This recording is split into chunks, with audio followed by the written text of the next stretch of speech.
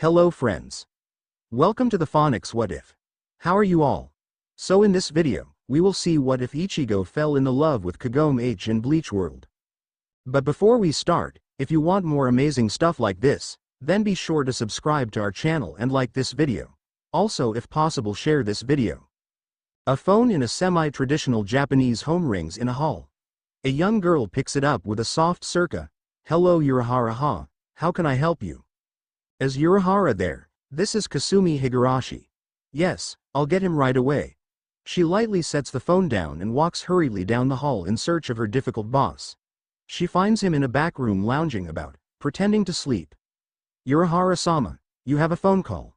She stands there waiting for the man to answer her. After a while, with no response, she withholds a sigh and speaks up again. It's a woman named Kasumi Higurashi. The man falls from his lounging position, which was hard to do since he was already nearly laying on the floor. The girl in the door to the room looks at him curiously as he gets to his feet and hurries to the phone, muttering about not wanting to piss her off by keeping her waiting. He seemed almost afraid of that outcome. "Ah, Moshi Kasumi-chan. Urahara, what took you so long?" "Ah, sorry about that. You weren't napping in one of your back rooms again, were you? Urahara, you need to be more responsible and not be so lazy." "Ma, I'll try to from now on." There was silence for a moment before Urahara spoke again. "Kasumi-chan. Why are you calling though? Not that I'm not glad to hear from you, it's just you haven't called for a while, and the last time you did was when Kagome went missing a little more than a year ago." He heard her sigh on the other end of the line. "Well, it's about Kagome. When she went missing, we found her a few days later at the bottom of the well." She continued to tell him what had happened to Kagome and about her adventures in the feudal era. "She came back for good last week. The well is sealed and the jewel is complete, but having been torn from her friends so suddenly, she hasn't been taking it well. I don't think staying here at the shrine is helping any either." Urahara suddenly realizes what she is hinting at and starts to object. "I know what you are thinking, Kasumi-chan, and you know that she can't. It's too dangerous. If someone were to find out." "I know, but I'm sure Kagome can handle herself. She did very well in the feudal era with her friends. Besides, both her and the jewel are letting off massive amounts of Reiki. I'm worried about her." Urahara. Knowing he can't argue with her, he lets out a sigh. "All right, I'll make the arrangements here for her. When do you think she will be able to get here?" "I can have her ready by the end of the week. I know how fast you can get the paperwork for her transfer done." He could almost hear the smile he knew must be on her face now. "I'll be there to pick her up at the train station this Saturday then." Mrs. Higurashi hung up the phone with a smile on her face. Though her eyes were still sad, she now had to go and bring her daughter out of the state she had been in for the last week, if only enough so that she would be able to go to one of the few places she could think of that would be able to help her. "Kagome." She slowly opens the door and steps in. Kagome shifts slightly on her bed. "Kagome, you need to get up." "No, Kagome. You knew this was a possibility. Your friends wouldn't have wanted you to be like this. They would have wanted you to be happy." Kagome sniffles, but continues to keep her face buried in her pillow. "I know, Mom, it's just... this place holds so many memories of them and everything we've done." Mrs. Higurashi sits beside her on the bed and places a soothing hand on her back. "I know. I called your father this afternoon. He said it would be all right for you to come and stay with him, at least until you finish high school." Kagome sits up a bit and looks at her mother with confusion. "Dad? But I thought he left us and didn't care." A look from her mom shut her up. "I don't know where you got that idea. I know that he may have had to leave suddenly and hasn't been able to contact us, but that doesn't mean he doesn't care about us. Kagome, he loves us, very much. Trust me when I say that he left for a very good reason." "What reason could cause a man to leave his family?" She looks at her mother with wide eyes. "I think that is a question you should ask him. Just be prepared for anything, all right, dear?" Skeptical Kagome nods. "All right, Mom." After hanging up the phone, Urahara tucked his hands into his sleeves and stood there looking thoughtful before grinning. "Ma, this should be interesting. I hope Kagome isn't still mad at me for leaving when Soda was born." He sweat drops and thinks of some of what he had just learned about his daughter. "Kasumi-chan, I think she must have become just like you somehow." Shifting back to a playful attitude, he heads out into the shop. He would need to inform the others staying at the shop of Kagome's arrival. "Ma, perhaps I should let Ichigo know?" Scritching his chin, he thinks it over. Reaching the main body of the shop, he sees Tessai sweeping just outside the door with Jinta. Jinta seemed to be just kicking up dust though, whereas Tessai was taking the work seriously. Looking around, he sees that Ururu is organizing some of the stock, most of which is used as a front for his real business in dealing Shinigami items to Shinigami visiting the living world. Ma, Jinta-chan, Tessai-san, Ururu-chan, we're going to be having a guest starting this Saturday. She will probably be here for a while. You will all be nice to her, won't you? Though speaking very politely, each of the three noticed that the question was not meant to be answered and was more of an order than a request. Urahara-san, is this guest the woman that called earlier? He looks at her and smiles a bit, though his expression is hard to read as happy, more jovial than anything one would suppose. The one coming is actually her daughter. It seems she had a hard time lately and she thinks it would be best for her to come and stay here. Are you sure that it is all right for her to be here? She might get caught up in things. Urahara scratched his chin as he got a thoughtful look on his face. Normally I wouldn't allow it, but seeing as how there are no current problems in Sarate and the circumstances under which she is coming, I see nothing wrong with her being here. Does this have anything to do with you being scared of the woman that was on the phone, Urahara-san? He almost seems to stumble a bit, taken off guard by the question. Ma, well, that could be it too, I suppose. Sweat drops can be seen on all four in the shop as Urahara scritches his chin once again. None of them even bothered trying to figure out why or how anyone would be able to intimidate Urahara Kazuki into taking in their daughter, and none of them really wanted to meet her to find out the how, thinking that if she was able to do this to him then she must truly be frightening. Saturday seemed to come rather quickly to the Higurashi home. Kagome had managed to come out of her room to eat and meet her friends, who had heard from their homeroom teacher that Kagome would be transferring to another district. I can't believe you're leaving, Kagome. It's so sudden.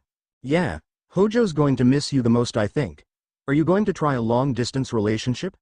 Kagome blushed at this and then just looked exasperated at the question. We are not even a couple, Eri. Ayumi looks thoughtfully at Kagome. This move isn't because of that Inuyasha guy, is it? At her silent answer, she moves over and gives Kagome a hug. Do you want to talk about it, Kagome? Her other two friends almost seem shocked, but quickly move in. Did something happen between you two? They chorus. Kagome looks down at her lap, a single tear falling and landing on the back of her hand. He's gone. She nearly breaks down after the whispered confession, and all three of her friends move in and hug her tightly. After making sure that she had recovered from the emotional confession, though they all had different interpretations of its meaning, the three friends excused themselves and left for home. The next day was Saturday and Kagome was escorted to the train station by her mother and brother. Her grandfather had stayed at the shrine since it couldn't be closed during the day. You take care, okay sis? Soda said as he gave her a hug. Say hi to Dad for me, okay? Kagome nods and hugs him back. Alright Soda, I will. Alright too, so don't worry about me, alright?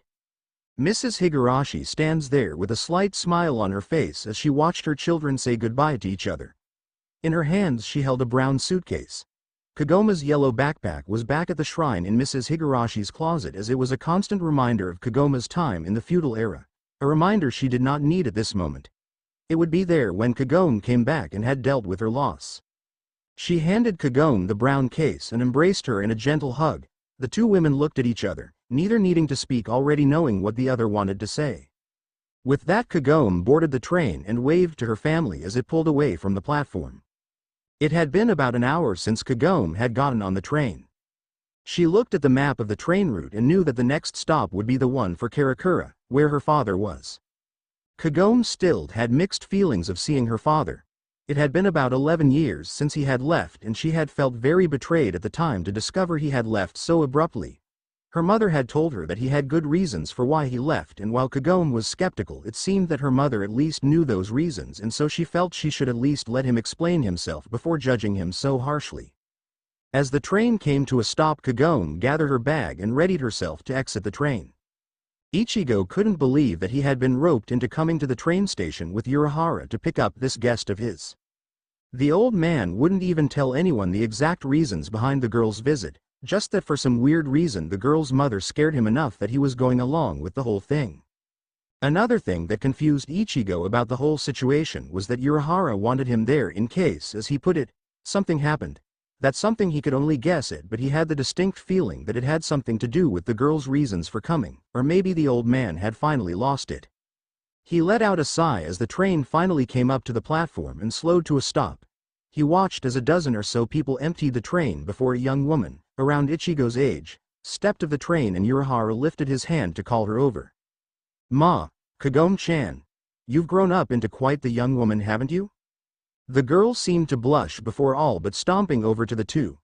Ichigo couldn't help but think that she was rather cute, with an angry pout gracing her face and making her lips seem even larger than he was sure they were.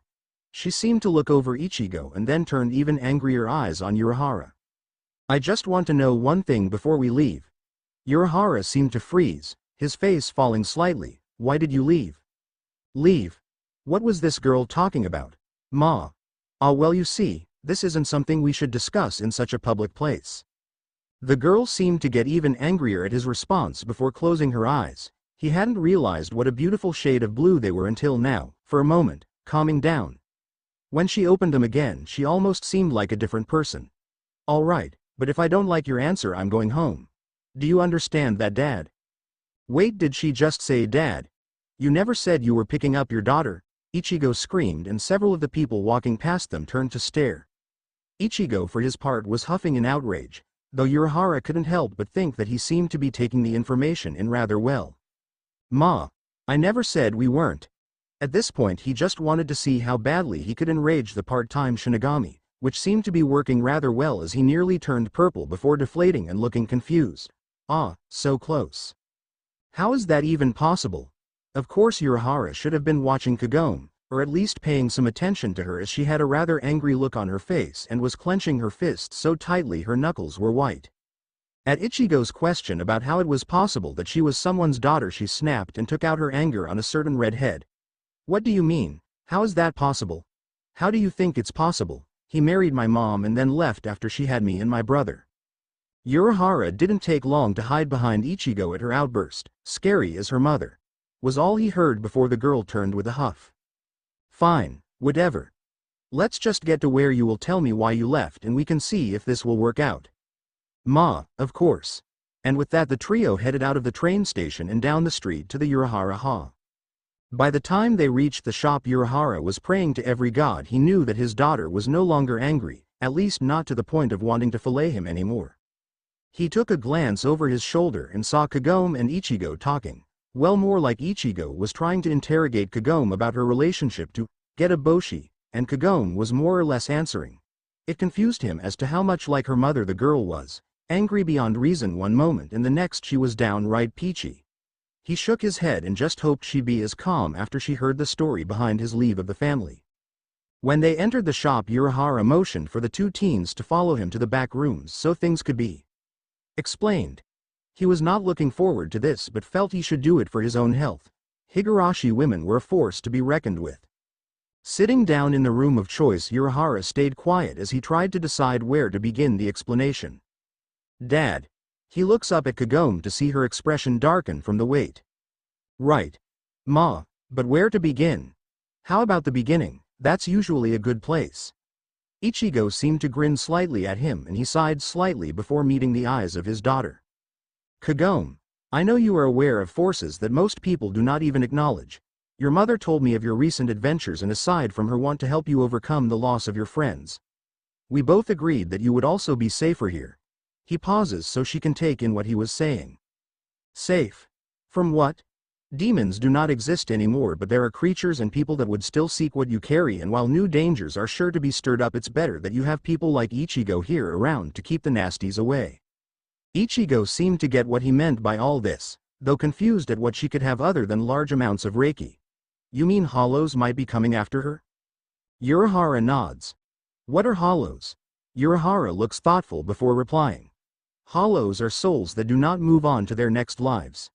They become warped and live by consuming souls of those that have not been warped, even those from the still living. Like Kikyo." Urahara pauses at her question, confused before shaking his head when he realizes who she is talking about. "No, but close.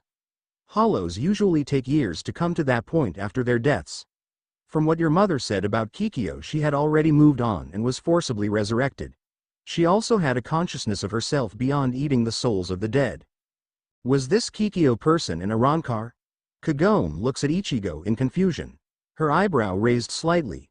Ichigo saw the look and blushed slightly. Just continue. Urahara seems to grin like the Cheshire Cat and continues with his explanation. Anyway, back to why I left. Most souls move on to Sarate without problem. Shinigami aids some of the more stringent ones with soul burials and keep hollows from causing problems in the living world. He sees that Kagome is looking at him to elaborate after mentioning Sarate. Sarate is essentially heaven. It is also where Shinigami take up residence. Well, most of the time anyway.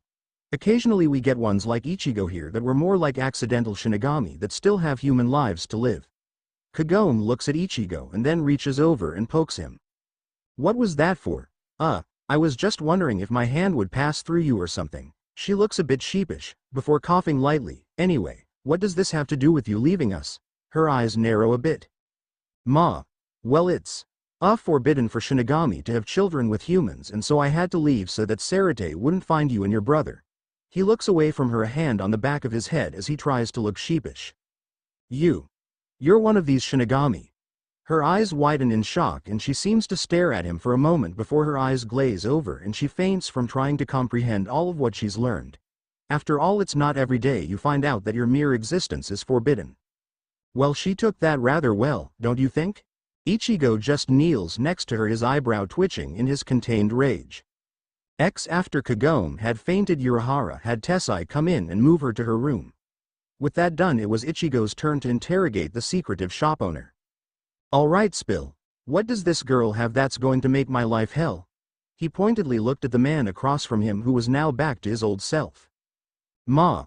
Well, I'm surprised you didn't sense the large amounts of Reiki coming from the necklace she was wearing under her shirt. He barely blinks before speaking again. Still having trouble sensing Reiki? Ichigo looks ready to pound him but manages to stop himself. Just tell me why a necklace has large amounts of Reiki. It is a jewel known as the Shikan no Tama. 500 years ago it was the most sought after bauble in the living world. It is said that it was created by a priestess that took her soul and used it to seal a massive demon, thus creating the jewel. It is a physical manifestation of her soul as well as the soul of the demon, not too different from a Zanpakuto. This being a hollow would not need to swallow the jewel in order to use its power. Simply holding it would give them a power boost to put your average hollow on par with a Shinigami captain. For real? The whole thing sounded just too outrageous, even for Ichigo. Urahara nods. Kagome was born with the jewel in her body. It was torn out when she was 15, that was a little over a year ago. Due to some complications she didn't need my help or protection until now. Is that because of her friends you mentioned earlier? At Urahara's nod, Ichigo allows his face to become more serious. I'll help watch out for her. Kagome came to in a dark room. Getting up onto her elbows, she looks around and finds herself in a very traditional Japanese room. Shoji walls surrounded her and she realized she was sitting on a futon. Her bag was off to one side of the room, near a set of sliding shoji. Looking around again, she confirmed that she was either in an interior room or it was dark out. Sighing, she lays back down and stares at the ceiling while thinking about what she had been told. Great, out of the frying pan and into the fire. She turns over onto her side, her head being supported by her arm. I think this is worse than having to deal with Naraku. At least I knew he was evil. She closes her eyes. Arg. All I want is to live a normal life, go to school like a normal girl and hang out with friends like a normal teenager. Ever since I fell through the well, my world has been turned upside down. Demons, magic. This blasted jewel. Hollows, Shinigami, a life that is forbidden to exist. She opens her eyes. The blue orbs blaze in anger. Who are they to determine who can and can't fall in love, can't have children, can't live? The anger fades away as tears well up in her eyes. Inuyasha. She nearly chokes on the name and closes her eyes to banish the tears. I'm a half-breed. She takes a deep breath and smiles slightly. Well, if I'm a half-breed, I will not let them intimidate me. I'll make you proud, Inuyasha. I'll get through this and I'll do it with my head held high. She sits up and looks to the ceiling. You hear me? You won't break me. You won't beat me. I'll prove to you that I deserve what I have. The next morning came and Ururu was on her way to check on and wake their guest for breakfast. Arriving at the door, she slides it open and looks inside shyly. Kagome turns around at the sound of the door opening and smiles at the girl. Ohayou gozaimasu. Ururu blinks at the girl's cheerful demeanor. Ah, it's time for breakfast, guest-san. Oh, alright. Feel free to call me Kagome though, alright? Ururu nods as Kagome steps towards and through the door with a bright smile. Well, lead the way. I'm not quite used to the layout here yet. She looks a bit sheepish saying this and follows Ururu to the dining room. When the two entered the room, Kagome's cheerful attitude caught Urahara and Ichigo off guard. Ohayou gozaimasu, Kagome-chan. Did you sleep well? He looks at her curiously and with an innocent air about him. Ichigo doesn't bother hiding his shock. Why aren't you mad at him? Kagome blinks before shrugging and sitting down. I'm not going to let it get to me. If these Sarate or Shinigami or whatever don't like the fact that he's my dad, then they can deal with it. I'm not going to just lay down and let them walk all over me, telling me that I'm worthless or anything else. Urahara looked at her a bit stunned from her declaration and gradually smiled, now realizing that Kasumi was right. This was just what Kagome needed. Ichigo just stared at her. Damn, I like her even more now. Ururu meanwhile looks up at Kagome. Kagome-san, you're Urahara-san's daughter? Kagome nods and shoots an angry look at her father. Yeah, I guess he didn't tell anyone that, did he? Ururu nods and Kagome sighs in frustration. Closing her eyes, she slowly counts to 10 before letting out a slow breath and opening them again. Ma. Well, you can't exactly blame me given the circumstances, can you? He looks at her hopefully. No, I can't, I guess. She sits down and looks at Ichigo. So, why are you here, Ichigo? Urahara interrupts his answer. Actually, I thought he could show you around. Help you to get acquainted with the area. Ichigo blinks and then looks at him angrily. I never agreed to that. He sees Kagome starting to get angry out of the corner of his eye. Not that I don't want to. I just need to stop by my place and let my sisters and dad know. Kagome seemed to accept this and calmed down. After Ichigo had called and let his family know he was going to be out all day, and now the two were walking down the street chatting amiably. And then she just looked so pathetic, struggling with opening the juice box, that I just took it from her and did it for her. Kagome laughed lightly as Ichigo recounted Rukia's first day at his school. He looked down at her and smiled. He liked hearing her, considered about asking about her friends, but thought better of it. After all, it sounded like whatever had happened to them was something she had taken rather hard. Hey, Ichigo. He stops and looks back to see that Kagome had stopped a few feet back. He raises his eyebrow in question. Have you ever been to Sarate? I mean, Dad said you were a Shinigami, and so I thought you may have gone there at some point.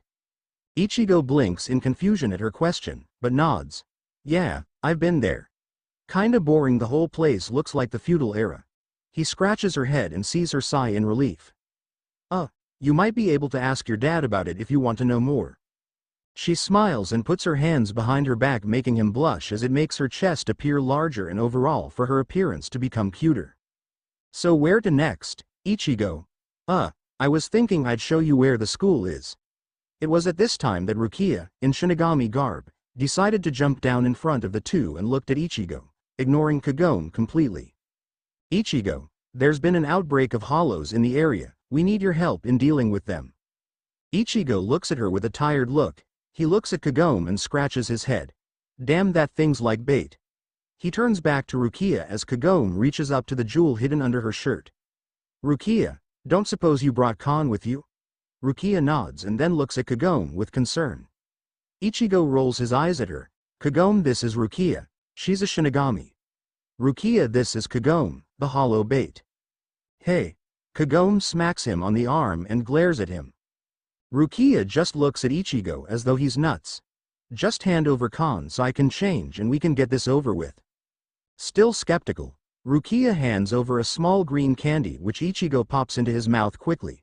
As soon as the candy is swallowed, Kagome watches in shocked amazement as he splits in two. Both Ichigos stumble at their separation before the one dressed in the Shinigami uniform hefts a large sword onto his shoulder and looks at the one dressed in a white printed t-shirt and blue jeans. Kon, you're going to keep Kagome here safe. If anything happens to her, you're going to regret it. He turns to Rukia. Let's go. We don't want them getting near here. Nodding, but confused nonetheless, Rukia follows Ichigo down the street and towards where the hollows are located. After the two Shinigami have run off, Kagome turns to Kon and looks at him questioningly. Too bad for her no one had warned her about Kon, who promptly gave Kagome a hug where his face was buried amongst her cleavage. Smack. Pervert. And Kon found himself getting to know the sidewalk better while Kagome stood over him glaring. Ichigo ran ahead of Rukia as they hurried to where the hollows were gathering, according to Rukia. Though Ichigo was focused on the task at hand, it seems that Rukia was a bit distracted. Oi, Ichigo. What was up with that girl? And why'd you call her hollow bait? She started to get a bit ticked off as it seemed that Ichigo was ignoring her questions. Just as she was about to yell at him, they came upon the hollows. There were 3 of them opposite the 2 across a playground. Both Shinigami were relieved that there were no kids playing there at the moment. I'll tell you later, Rukia. For now let's just get rid of these guys before more show up. Rukia nods, not sure how she feels about the more serious Ichigo, and the 2 dive into a melee with the hollows. The 2 make short work of them and start to head back the way they came, Ichigo a bit faster than Rukia. Alright Ichigo. What's up with the girl? She's got this necklace that's got a lot of Reiki. Geta Boshi said that hollows would want it cause it can give them a power boost. The girl's also got large amounts of Reiki, he says. He looks down at Rukia, who is now walking beside him. He asked me to keep an eye on her and show her around town. Rukia looks up at him with a disbelieving scowl on her face. We should hurry back. I don't want to leave her alone with Kon for very long. How many groups were there like that back there though? Rukia looks stunned that he even asked about the other hollows that had come out of the woodwork that day. Oh well, I think at least 6, maybe more. Renji and I were doing fine until they started coming in larger groups and getting more powerful. It's kinda like that time where you summoned a mess of them. Ichigo stops and looks at Rukia with a blank look before turning to the sky. Sure enough, a crack was forming and he knew it was only a matter of time before something worse than hollows showed up. Running now, Ichigo leaves Rukia in the dust before she can blink. Realizing that he was gone, she gets an annoyed look on her face before running after him. How much trouble could this girl bring with her anyway? After Kon had recovered from meeting the ground, he and Kagome had gone to the park across the street from where Ichigo and Rukia had left them. Kagome kept sending glances towards the mod soul, and when they finally sat down on a bench, Kon couldn't help but ask, "Why do you keep looking at me like that?" Kagome leans back and looks up at the leaves of the tree they're sitting under. I can't figure you out. I know you're not Ichigo, so who or what are you? Kon for his part looked a bit shocked that she knew he wasn't Ichigo. After all, the only other person to realize it was Karen, Ichigo's sister. Oh well, I'm an artificial soul that Ichigo uses to watch after his body and keep people from getting suspicious. Oh, so that was his soul that I saw run off with Rukia? Kon nods just as the 2 hear a soul-rendering roar and see a hollow lumbering toward them. Kon gets a worried look on his face while Kagome's eyes pop out of her head as she takes in the hollow. It was easily over a story high and hunched over. Its knuckles were nearly dragging on the ground as its tongue swept out of its mouth, ing its lips in sharp death. It was lanky, but had a cloak-like appendage wrapped around its shoulders. Its fingers were long and sharp, like swords. It swiveled its head around to face them and she saw the red eyes and hole in its chest. Kon is to his feet quickly and standing in front of Kagome as a human shield before a second hollow, larger and bulkier than the first, comes out of the trees behind them. Kagome gets up quickly herself and stands nearer to Kon, but back enough that she won't be in his way. How good are you at running? Kagome looks at Kon confused before shaking her head. I don't think I'm that good at running. Without a second's thought, Kon has scooped Kagome into his arms and is running away from both of the hollows at a full sprint. Kagome watches over his shoulder as the 2 hollows give chase, roaring their unearthly screech after them. When the 2 get out to the street, Kon jumps up into the air and starts to run along the roofs of buildings. After several minutes of this, Kon seems to be straining slightly with Kagome's weight and starts to slow down. Just as the hollows are about to pounce on the 2 streaks of blue fly past them and strike both of the hollows, killing them instantly.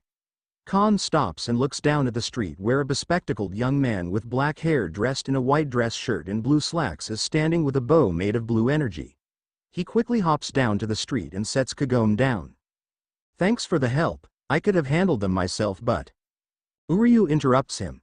Kon, what are you doing running around with a girl and being chased by hollows?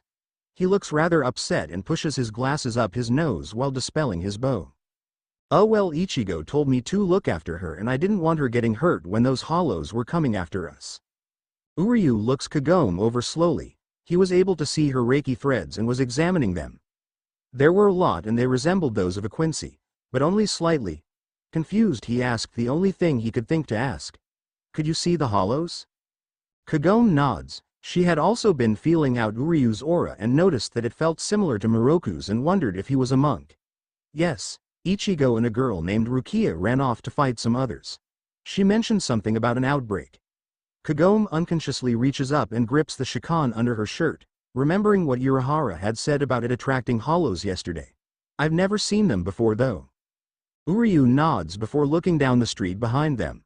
Kagome, are you alright? It was Ichigo with Rukia not far behind him. He looked worried. I'm fine. Kon kept me safe and this guy killed the hollows that were chasing us. Ichigo looks at Uryu thankfully. Hey, thanks for the help. Urahara would have been pissed if I let anything happen to her. Both Rukia and Uryu latched onto that comment and looked at Ichigo questioningly. Why would Urahara be upset because some girl was attacked? Not that we should let her be, but Urahara doesn't usually care about that sort of thing. It has to do with that necklace you told me about, doesn't it? I still don't see what's so special about her or some old necklace. And why is it only a concern now? Oh well, you see. I'm going home. Kagome turns to leave but Ichigo grabs her arm to stop her. She looks back at him with an angry look. Gulping, I agree that going back to Urahara's would be a good thing. You shouldn't go by yourself. He glances at the sky to see how large the crack has gotten and sees more hollows spilling out. Why not? She follows his gaze and gasps at seeing the swarm coming from the cracks in the sky. What is that? The others had all followed suit and were now staring at the sky as a Manos Grande begins to emerge. Ichigo looks down at Kagome. How do we shut that thing off? There has to be a way to keep it from leaking out all that reiki. It's dangerous. Kagome's eyes never leave the sky, seal it like before. But I don't know how. Before she knows it, Ichigo has scooped her up and is running toward Urahara. The others quickly follow. Should I stop here? Nah, I'll be nice. The group soon arrives at the shop and sees that Tessai, Jinta and Ururu are already standing outside with Urahara behind them. They all have serious expressions on their faces and Urahara looks at Kagome with some concern. Kagome, are you alright? I'm fine. Ichigo kept me safe with his friends. She looks at Rukia questioningly before turning back to her father and pulling out the jewel. We need to seal this back up. Ichigo says it's attracting that thing. Uryu and Rukia both look in shock at the small pink jewel being held by its chain in front of Kagome. That's the Shikon no Tama. Uryu is confused. His grandfather had told him tales of such a jewel, but had always said it had vanished some 500 years ago. Now here it was and it was pulling in hollows and Manos Grande from their home.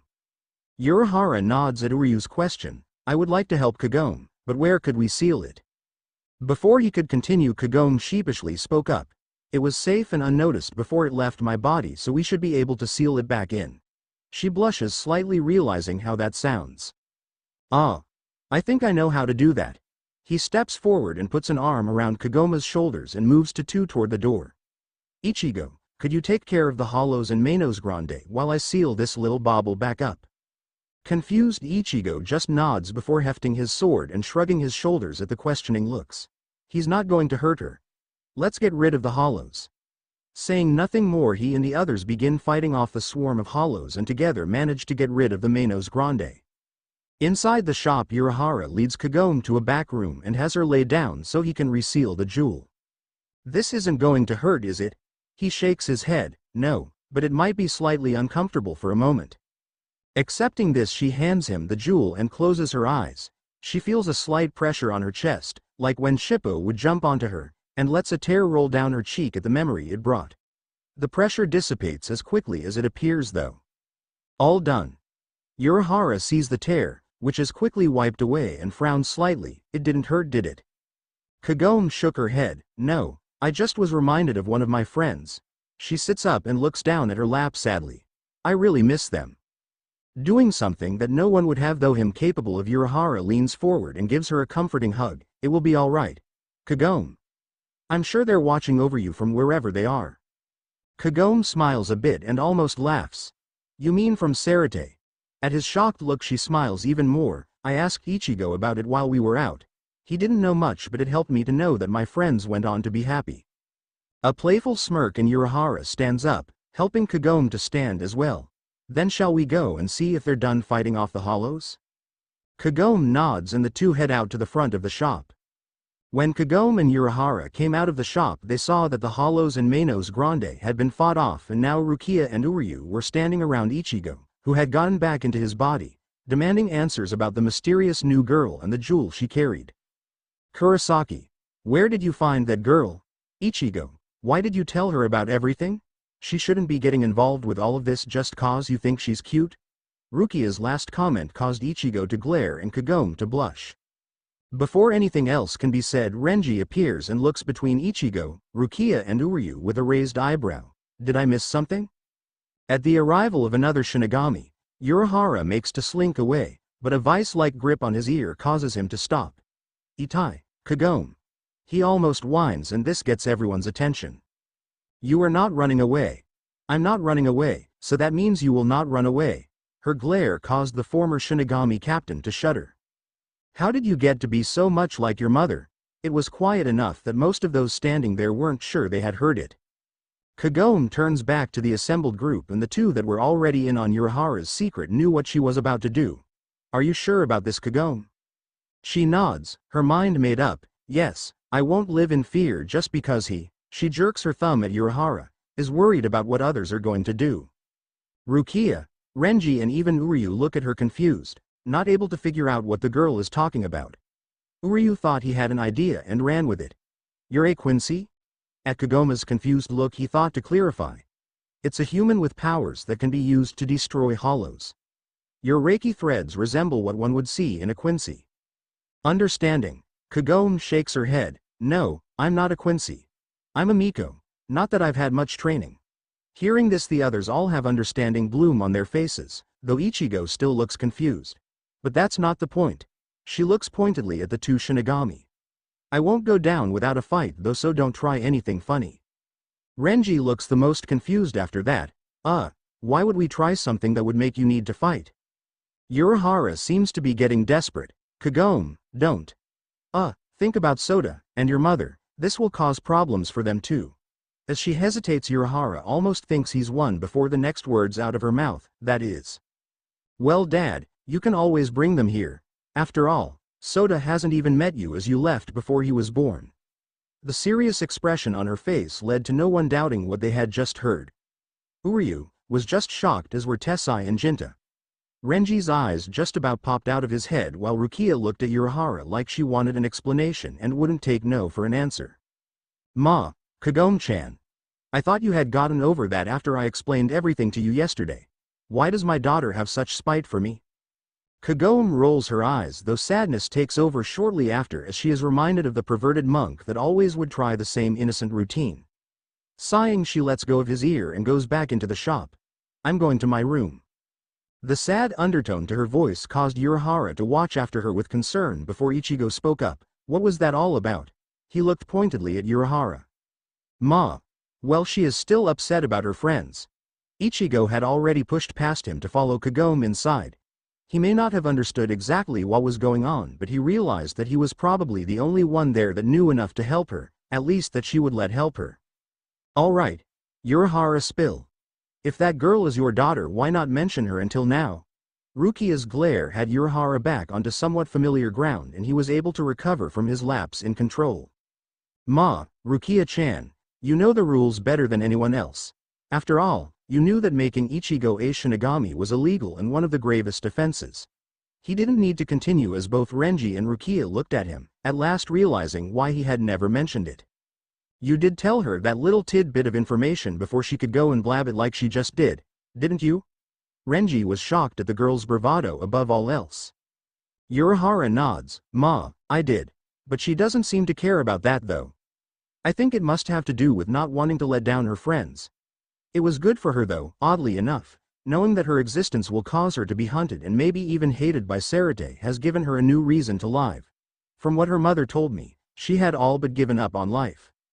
Uryu, being the only one there that hadn't known about the forbidden nature of Kagome's revelation of Urahara being her dad, was shocked, but then became concerned. What happened to her friends that would cause her to feel that she should give up like that? This same question was circling about in Rukia and Renji's heads as well, but the Quincy had beaten them to the asking of it. Ma, it seems as though they died rather suddenly and Kagome hasn't fully accepted that fact yet. From my understanding, one of them lived his life with a similar bias as she now bears. Remembering something from before, Urahara looks at Uryu questioningly. How were you able to identify the Shikan no Tama though? It's been missing for about 500 years. Uryu pushes his glasses up his nose a bit before answering. My grandfather told me about it once. It was a legend that was passed down in my family about a group of early Quincy's that searched for the jewel's fragments. One member of the group was said to have vanished with the jewel as soon as it was completed. Ma, very interesting. Could you tell that tale to Kagome? It might make her feel better to hear what happened to the rest of the group after the jewel vanished.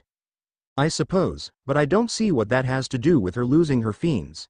Urahara just grinned and turned to go inside, leaving the rest of them outside and out of the loop they knew he was keeping them out of. Once inside the shop, Ichigo sees Kagome continue to the back rooms and follows her hurriedly. Kagome? She doesn't seem to hear him as she eventually reaches her room. Opening the door, she walks in and sits down in a corner, curling up in a ball. Seeing as she left the door open, he realizes that she knew he was there and didn't mind if he stayed. With this in mind, he moves over next to her and sits down beside her. Want to talk about it? He hears her take in a deep breath, trying to steady herself. No, but I will. I just want someone to talk about it with. Someone that won't think I'm crazy. He stays quiet, waiting for her to continue. When I turned 15, I fell into the well on the shrine. Well, I guess fell isn't the right word, more like I was pulled into it by a centipede demon. We seemed to almost float there for a long moment before I pushed the demon away with a flash of pink light. The bluish light that had been surrounding us faded away and I found myself at the bottom of the well. Not thinking twice about it, I climbed out of the well, but instead of the shrine building that I was used to it being in, I found myself in a forest. It was really weird, but then I saw the Goshinbuko and worked my way towards it. When I got there, I was surprised to see a boy with long white hair seemingly pinned to its trunk. Getting closer, I realized he had dog ears on his head. As I was inspecting him, the villagers found me and captured me. When they took me to the village, I thought I was dreaming or had lost my mind because it looked like I was in the feudal era. I later found out that I was though. Kagome stopped there and looked up at Ichigo to see his reaction. She was relieved though to see that he was taking her seriously and waiting for her to continue, which she did. She told him of all of her adventures in the feudal era, all of her friends. About how Naraku had tricked Inuyasha and Kikyo in order to taint the jewel, and how finally they had defeated the evil Han Yu and completed the jewel. Everyone was so happy when Miroku's wind tunnel disappeared. Tears were flowing freely from her eyes as she held her knees to herself even tighter. Then the jewel began to glow, and I guess I might have too because they all looked at me. I saw fear and concern on Inuyasha's face. It was the last thing I saw before I found myself in the well shrine. Her sobs racked her body and she couldn't continue. Ichigo reached over and gave her a hug, petting her hair in an attempt to soothe her. He held her like that for a long time before she finally calmed down. He now understood why she was taking this whole thing so hard. Her friends that had become like a second family for her had been taken from her so suddenly and she didn't even get to say goodbye. It was worse, he thought, than if they had died right in front of her. But not knowing how they lived out their lives, only that they were no longer alive, he supposed he would be broken like this also.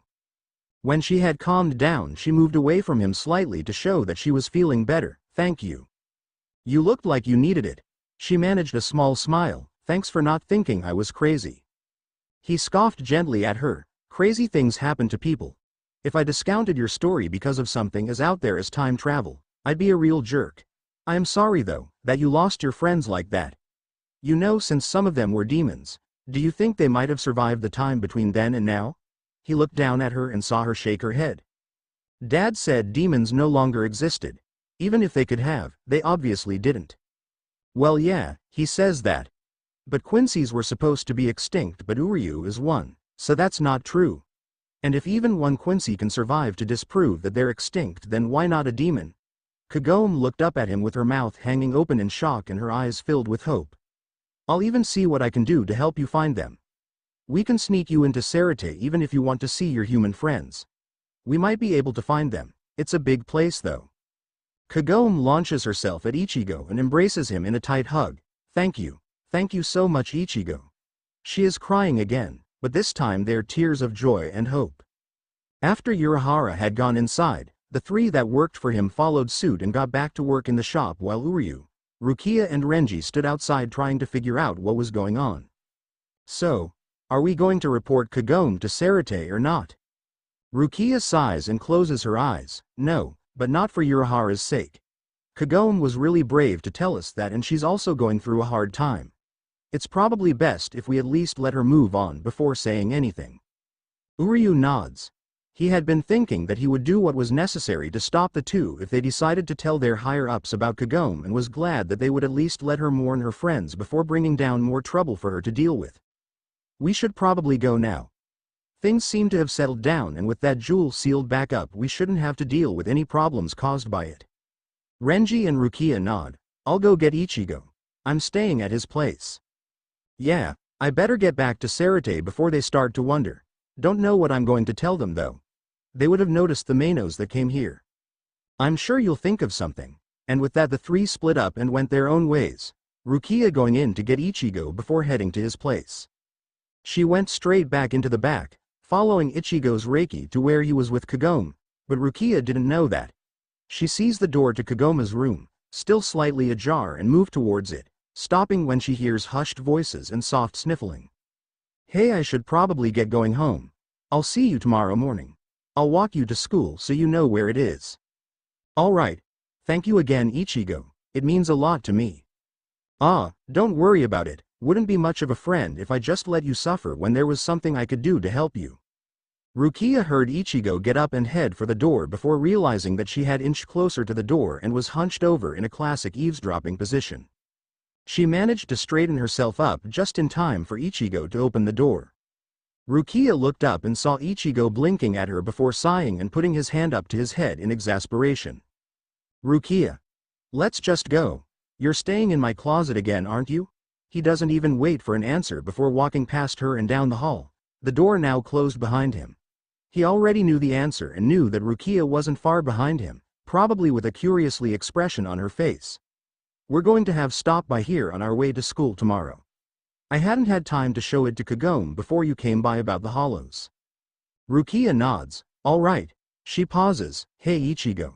He interrupts her question. Sorry, Rukia. It's just not my place to tell you. Give Kagome some time. She may tell you when she's more ready. Rukia stopped on the sidewalk. They had already left Urahara. It was just so strange for her to see Ichigo act this way. He was usually so brash and charged into things headfirst. For him to be so conscious of another person's suffering was a bit disconcerting to her. The next morning came around and Kagome found herself waiting outside the Urahara waiting for Ichigo to show up. She had been so relieved after telling Ichigo her story, followed by his gentle comfort when it had caused her to break down, that she had had the best night's sleep that she had had in a long while. Now refreshed and reinvigorated, she actually had a small smile on her face as she looked forward to her day. Ichigo was similarly looking forward to his day, and while he was haunted slightly by Kagome's tale about her past, he managed to eventually get to sleep last night. Fortunately for him, his late-night excursions to fight hollows had him used to the lack of sleep. With Rukia beside him, he headed for Urahara to pick up Kagome and show her the school. Coming around the corner, he couldn't help himself from doing a double take. There, standing outside the shop, was Kagome. She was leaning against the wall and looking up towards the sky. Her hands were clasped behind her back, grasping her school bag lightly. A slight breeze picked up, tossing her hair gently across her face, which he saw had a small smile on it. At that moment he saw how innocent she was, and his heart clenched when he thought about all she had been through. She reached up and tucked her hair back behind her ear before noticing them, and her smile widened as she waved. Hey Ichigo, Rukia. I didn't know Shinigami went to school too, Rukia. Rukia had been watching as Ichigo had all but started drooling over Kagome and fought to not roll her eyes at him. I'm doing it to stay undercover. We should hurry though if we're going to show you around before class starts. That managed to snap Ichigo out of his stupor, and he coughed slightly to hide his growing blush. Yeah, let's go.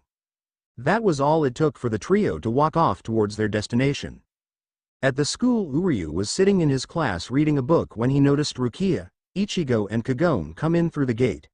He watched as Kagome smiled and chatted amiably with both Rukia and Ichigo. He wondered about Urahara's request as he watched them enter the building before turning back to his book. He couldn't figure out the elusive ex-captain, and a part of him didn't think he really wanted to. About 20 minutes later, he saw Kagome come up to his class's door. She stopped and looked back over her shoulder at someone. Uryu saw Ichigo and assumed that Rukia was out there as well. Ichigo nods at Kagome before he and Rukia walk off waving, leaving Kagome behind. Minutes later, the bell rings, signifying the beginning of class. All of the students in the class took their seats as Kagome walked up to the teacher and handed him a paper. She looks it over before smiling and standing. Class, we have a new student joining our class today. I want you all to make her feel welcome. This is Kagome Higurashi. Higurashi-san, would you like to tell the class a bit about yourself? Blushing slightly, Kagome nods. I grew up on a shrine run by my mother's father. My favorite subject is history, and I'm currently staying with a family friend so that I can continue my education here in Karakura. Uryu looks a bit surprised when she refers to Urahara as a family friend, but remembering that Sarate wasn't who they wanted finding out about her, she had probably done it to cause less problems at school. The teacher nodded when Kagome finished introducing herself. Well, your love of history should help you with the project that your class is working on in the subject. Please take the seat behind Mireya-san. The teacher turns to the blackboard and begins writing. Class 1 would like to remind you that your history projects are due next week. For those of you that may have forgotten, the assignment is to take a legend from the feudal era of Japan and create a short 5-minute presentation on it. I need you to sign up for a time for your presentation if you haven't already. After that announcement, she continued on with the lesson. Uryu let his mind wander a bit. Perhaps he could use the history project to see what Urahara had meant without being blatant about it. After all, the legend his grandfather had told him filled all of the requirements, and it wouldn't hurt for Kagome to learn more about the jewel she carried within her.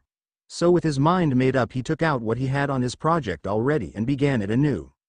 At lunch, Ichigo and Rukia picked Kagome up at her and Uryu's class. She had been glad to have someone she knew in her class, but was surprised when he didn't go with them to eat lunch, opting instead to stay in the room and eat at his desk. She told herself she would ask about it later as she sat down on the roof with Ichigo and Rukia to eat her lunch. She opened it up and smiled at the delicious yet simple meal within the bento and promised that she'd wake up even earlier tomorrow if only to be able to make lunch for Ururu and repay her for being so thoughtful. She looked up from examining the contents of her lunch when 3 older boys, older than her at least, came over and sat down with them. The one that stood out the most was a tall, dark-skinned man with shaggy brown hair that hung in front of his eyes. Kagome could tell he was a kind person and smiled at him warmly, causing him to blush slightly. Hey Ichigo. Who's the cute new girl? You haven't been holding out on us, have you? This comment came from a shorter boy with spiky, messy hair that made him look younger than he was. He also reminded her a bit of Khan with how he was acting. Keigo, shut up and drop it. He turns to the other two as tears fall like waterfalls from his eyes. This is Kagome. She just moved here. He stops and gives Chad a look so he knows that they need to talk later. Kagome smiles at the new arrivals. It's nice to meet you. Ichigo continues the introductions. Kagome, this is Chad, Mizuira, and the waterworks over there is Keigo. It's nice to meet you, Kagome. Mizuira gave her a friendly smile while Chad just nodded at her in acknowledgement. Keigo, on the other hand, had worked his way over to her and had taken up her hands in a gesture all too familiar to her. We should go out sometime. He would have continued, but Kagome had gotten up and excused herself before running off without another word. Keigo just watched after as she left the waterfalls back in full force.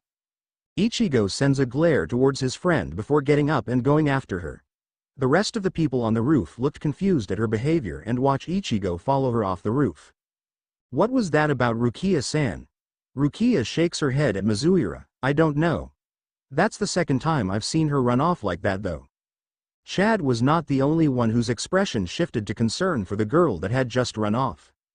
Ichigo found Kagome curled up under the stairwell in the basement.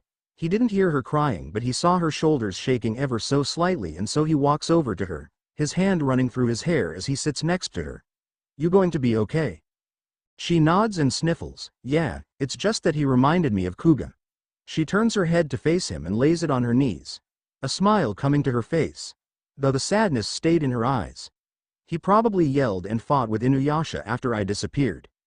Ichigo watched as tears started once again to flow from her eyes and reached over to give her a hug. There wasn't anything he could say to make her feel better, he could only offer her his comfort and a shoulder to cry on. Kagome was able to recover by the time lunch was over and went on to her last class, which was home economics.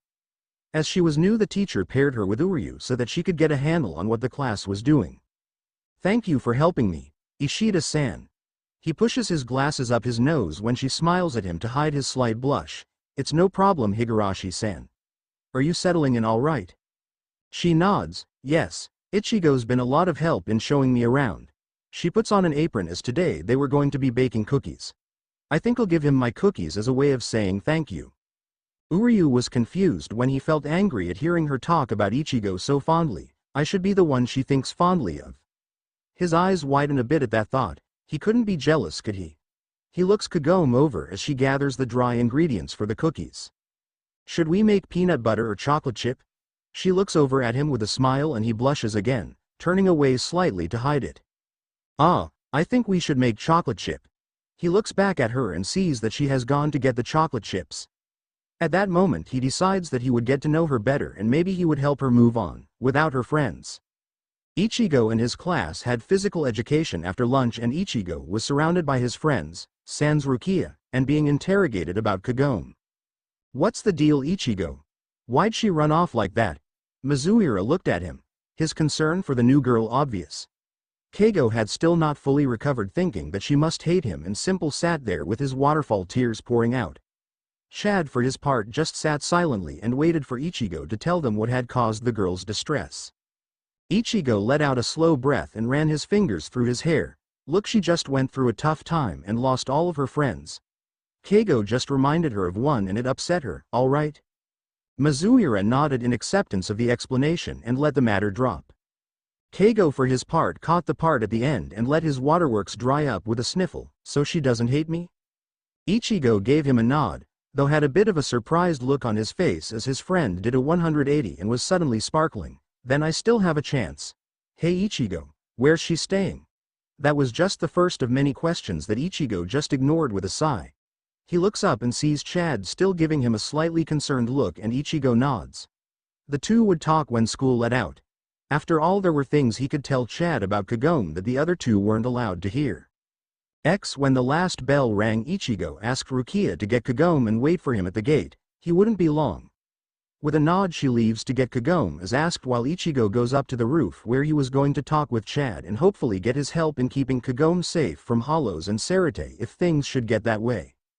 When he got to the roof, Chad was sitting down waiting for him. Looking up at Ichigo's arrival, he waits silently for Ichigo to start. "Kagome's staying at Urahara's, so she knows about everything. I'm sure you noticed all the Hollows and the Mainos yesterday that showed up." Chad nods. They were after Kagome, and chances are that Sarate might send someone to get her also. Chad looks questioningly at Ichigo after hearing this. She's Urahara's daughter, but that can't be widespread knowledge. Kagome may not care if everyone knows, or what Sarate will do, but we should still try to keep damage to a minimum. He nods in acknowledgement. "I'll help." She seems very sad, even though she puts up a cheerful face. Ichigo can only nod in agreement. Come on, Rukia and Kagome are waiting at the gate. We should tell Inoue-san also. She may be able to help Kagome-san. Ichigo looks up at the tall boy beside him. Yeah, she might. Meanwhile, Rukia had gone to get Kagome and had also picked up the Quincy. The three were talking about their day when Rukia brought up the history project. "I don't know what to do. We're supposed to pick a legend, which is a myth, but I can't think of any." Kagome looks at her thoughtfully before looking up at the sky. "You could do the legend of Inu no Teisho. He was demon from the feudal era that wielded 3 very powerful swords, the most notable of which could summon 1,000 undead from hell. He died defending his human love that had just borne him a son." Uryu gave Kagome a sidelong glance. He had never heard about that legend and said as much. "That's not surprising, it's not well known. I only know about it because we had that sword at our shrine and my grandfather would always tell me the legend behind it." Her eyes moistened slightly at the memory of their battle with Sunga. but smiled slightly at remembering how Inuyasha and Sesshomaru overcame their differences and acted like brothers to defeat the sword. Uryu noticed how her expression changed and vowed to find out more about that legend. Do you know what you're going to do for your project? Rukia looked at Kagome, not even having noticed the sad look that had been there a moment before. Kagome nods. I was thinking of doing the legend of my family's shrine and the Bone Eater's well. She forced a smile before relaxing it for a genuine one. Ichigo. She raised her hand in a wave at the substitute Shinigami, and Uryu felt himself get jealous of the attention he received as she ran over to him, pulling out the cookies she had made in class. Here. She hands him the bag with her cookies. We made cookies in class today. I wanted to say thank you for helping me out so much. Uryu got even more jealous of Ichigo as he saw the orange top blush at receiving the gift. You're welcome. He averts his gaze as her smile was making him blush even more. She then takes his hand and pulls him back to the group at the gate, Chad following and looking slightly amused. I'll see you tomorrow, Ichigo. He nods goodbye to the rest of the group at the gate, and Ichigo finally notices Uryu. Hey Ishida. What are you doing here? Uryu gives Ichigo a blank expression as he pushes his glasses up his nose slightly. I was just helping Higurashi-san get used to the school. At Ichigo's blank but questioning look he elaborates, we're in the same class. The teacher had me helping her find her way around. Oh, okay. Well, see you round, Ishida. And with that Ichigo leads Kagome off towards her home, Rukia following after them. Hey Kagome, will you help me research that legend you told me about? Kagome looks back at her and nods with a smile, and the three turn a corner, cutting them off from Uryu's view. Pushing his glasses up his nose again, he heads off for the library to see if he could find anything about the legend Kagome was going to help Rukia with, and also to work on his own project. Well, for those that wanted Ichigo to have competition, I've made Uryu have a crush on her, and now the fight between the two is on. But what Uryu doesn't know, and what Ichigo has, or will figure out soon at least, is that both have to compete with Inuyasha. He was her first love and she never had any closure to that relationship. Some of you may be wondering why Rukia was talking about the history project with Uryu and Kagome even though she isn't in the same class. It's because of how Japanese schools work. Each class has a national lesson plan that changes very little between different schools. I'm also making Karakura High have only one history teacher. Teaching the same lesson plan to every class in that grade level means that they all have the same project to do. The rest of the week went by rather well for Kagome and her new friends. The only thing that rather got on her nerves was when about halfway through the week Ichigo had decided to dog her every step and followed her around in a way that angrily reminded her of a certain dog-eared Hanyu. This eventually resulted in her pounding on Ichigo and huffing off with an angry pout. The reason for Ichigo's pestering of the Miko was due to his notice and realization that Uryu was making moves towards her, and in like manner his jealousy flared as he also realized that he didn't want to share the special bond he felt between them. After Kagome had beaten him off, though, he decided that discretion was the better part of valor and instead tried more tried and true methods of winning one's affections. And so the fight for Kagome Higurashi began anew in a new era. Rukia meanwhile had been watching the whole thing with great interest and couldn't help but laugh as Kagome pounded Ichigo into the ground for trying to follow her into the bathroom unwittingly. Rukia had also taken it upon herself to introduce Kagome to Orihime, and the two quickly hit it off as close friends, and now the three women ate lunch with Orihime's friend, Tatsuki, discussing various happenings around the school. Rukia also soon realized that Kagome was completely oblivious to the attentions she was getting from the two sometimes friends and had great fun poking at it without revealing anything of their silent competition to win her over. Kagome had also jumped at the chance to join the school's archery club when she found out about it and was quickly accepted after displaying her prowess with a bow. When asked where she had learned to shoot so well, she shyly said that it had been part of her training to take over her family's shrine. The excuse when asked to elaborate was that his grandfather was a tad old-fashioned and she felt no reason to not humor him. Outside of school, Kagome had managed to convince Urahara that she deserved training, if only so she could control her Reiki and not attract as much trouble. The final argument had been made after Kagome had been attacked 4 times in one day by hollows that wanted to suck out her soul like a serving of escargot. As such, she spent her free time out of school and on that weekend training in Urahara's special training area with Ichigo and Tessai. Ururu would help every now and then also. When the next week rolled around, it was already the time for their history projects to be presented. Kagome, due to her late start on the project, had been saved a slot on the second day of presentations, whereas Uryu went on the first day. Ishida-san, please come to the front of the class and give your presentation. He nods and moves quickly to the front of the class. Ever since Ichigo had made it clear to him that he would not let him have Kagome without a fight, Uryu had worked even harder on making his presentation perfect, finding a few new details that his grandfather had not been able to tell him about. At this moment, as he stood before the class, he was glad that Urahara had given him the suggestion of telling Kagome about his family's legend of the early Quincy's. I choose to do my research on a legend that my grandfather told me when I was young. It is the tale of a powerful jewel that was coveted by many.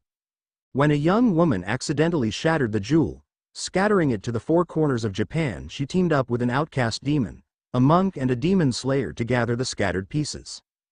But a demon of darkness also sought the shards, and the two groups were in constant struggle to gain more than the other. Eventually they met in a fierce battle, the young woman and her companions championing the day. But just as the jewel was completed, the young woman, and with her the jewel, vanished. Her companions searched valiantly to find her, the outcast demon more so than his human companions.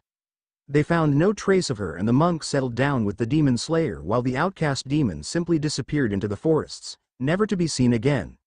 As Uryu finished his story, he heard the door slide open and shut, almost slamming, and saw that Kagome was no longer in her seat. The entire class had watched as the new student fled the room, her face ashen. Uryu looked to the teacher and she motioned for him to go and make sure she was all right. He quickly left to go find her and met Ichigo in the hall. His room's door had been open, so he had seen Kagome run past in tears. Seeing this, he didn't even ask the teacher permission to leave the room and had gone after her, only to run into Uryu in the hall. What the hell happened, Ishida? The two were standing an arm's length between them. Ichigo glaring at the Quincy, somehow knowing this was his fault. I'm not sure myself. I was just giving my presentation to the class when she bolted from the room.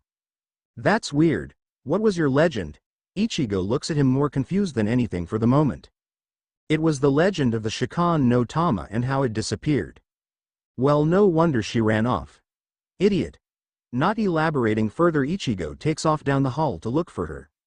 Uryu just looks after him, confused and angry at having been called an idiot.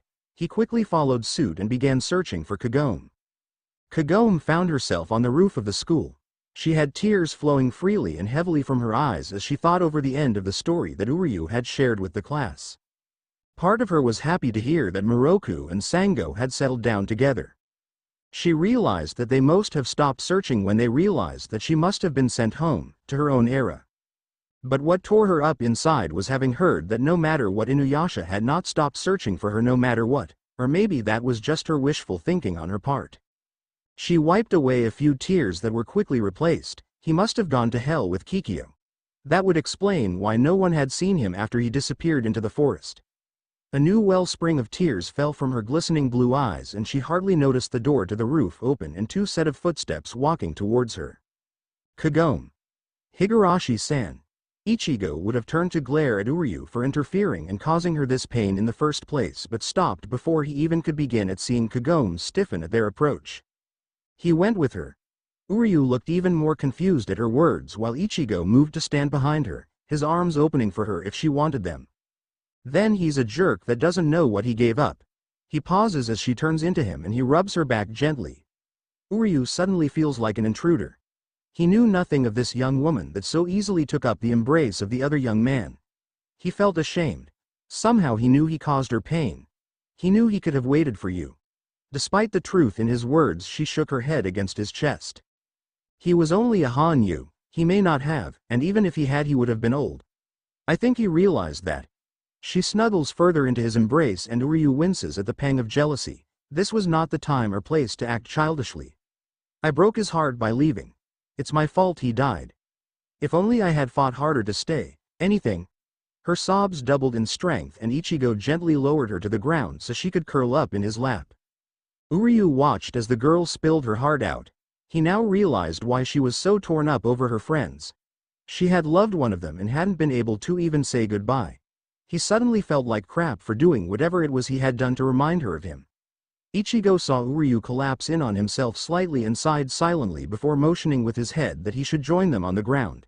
He shushed Kagome and petted her hair to soothe her. Kagome. She pulls in her tears a moment to see Uryu hesitating to sit down and realizes what Ichigo is trying to do. She nods at them, sniffling as she wipes her eyes. Uryu sits down next to them and waits for whatever he is going to be told, the intimacy of the moment engulfing him for now. Thank you, Ishida-san. Both boys look at her confused at what she meant by that. The story you told in class, I know it very well and I am grateful that I know how at least two of my friends lived out their lives. I was the young woman that broke the jewel, the one that vanished after we defeated Naraku. Realization at her words hit home like a sledgehammer. This is why the story had upset her so much. It was about her and her friends. He looked at her apologetically and felt that he knew even less about this woman. He had only wanted to help her. She had said thank you, but he could have told her in such a better way. Hesitating, he opened his mouth to speak. Higurashi-san. That story was one my grandfather always told me. He said it was about our ancestors, some of the earliest Quincy's. Kagome looks at him in shock before smiling sadly. Well, at least Moroku's wandering hands weren't genetic. Sango must have beaten it out of him. The sadness in the air left them and the three sat there in companionable silence. Eventually Kagome closed her eyes and let herself drift off to sleep, exhausted from crying so much, and the two boys worked together to get her to the school's clinic so she could sleep more comfortably. After the episode on the roof with Ichigo and Uryu, Kagome sat down with them both in her room at Urahara's so she could tell Uryu the whole story.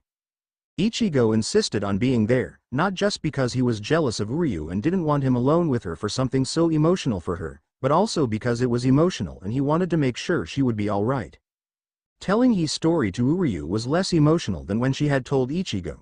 She had had time to prepare herself, and each time she told the story it became easier to tell it. Uryu also agreed to help her find her demon friends after hearing that Ichigo thought at least the ones that had known about the well might have survived, if only to meet Kagome again.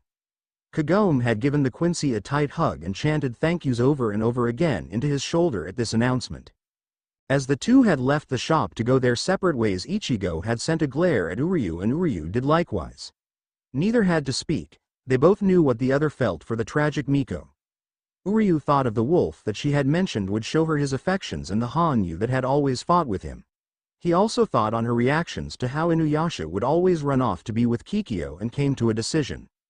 We can't fight over her. Ichigo stopped and looked up at Uryu with a glare. What? The kind of person she is, she won't want us openly fighting over her. We should at least agree that whatever her decision, we will not do anything that will cause her more pain. Ichigo looked at the Quincy and realized that what he was saying was making sense. So you're saying that if she chooses one of us, the other will give up and let her be happy, right? Uryu nods and Ichigo runs a hand through his hair once again. All right. He sticks his hand out and Uryu takes it.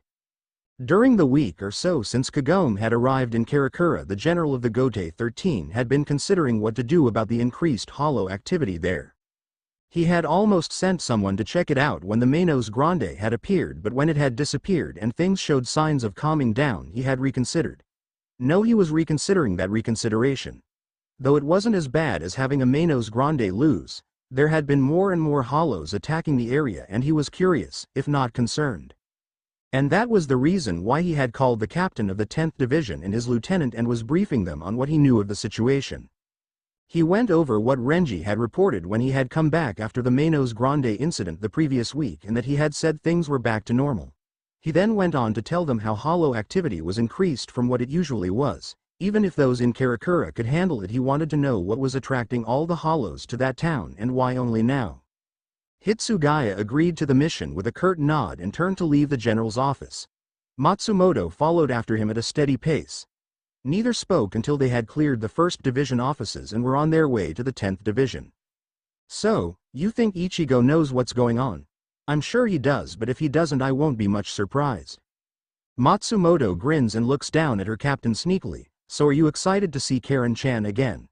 She smirks triumphantly at seeing her captain blush and glare at her. Just keep in mind, Matsumoto, that we are going to the living world on business.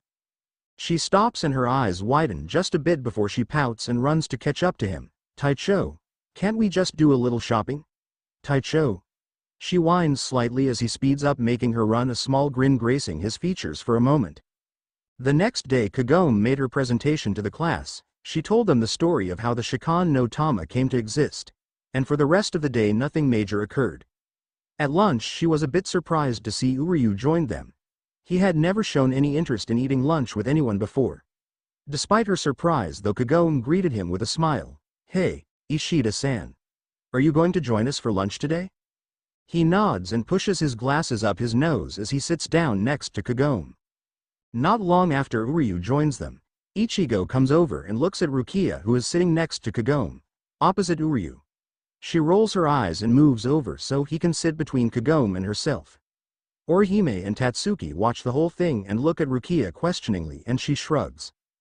Kagome for her part looks at Rukia also, and then between the two boys on either side of her.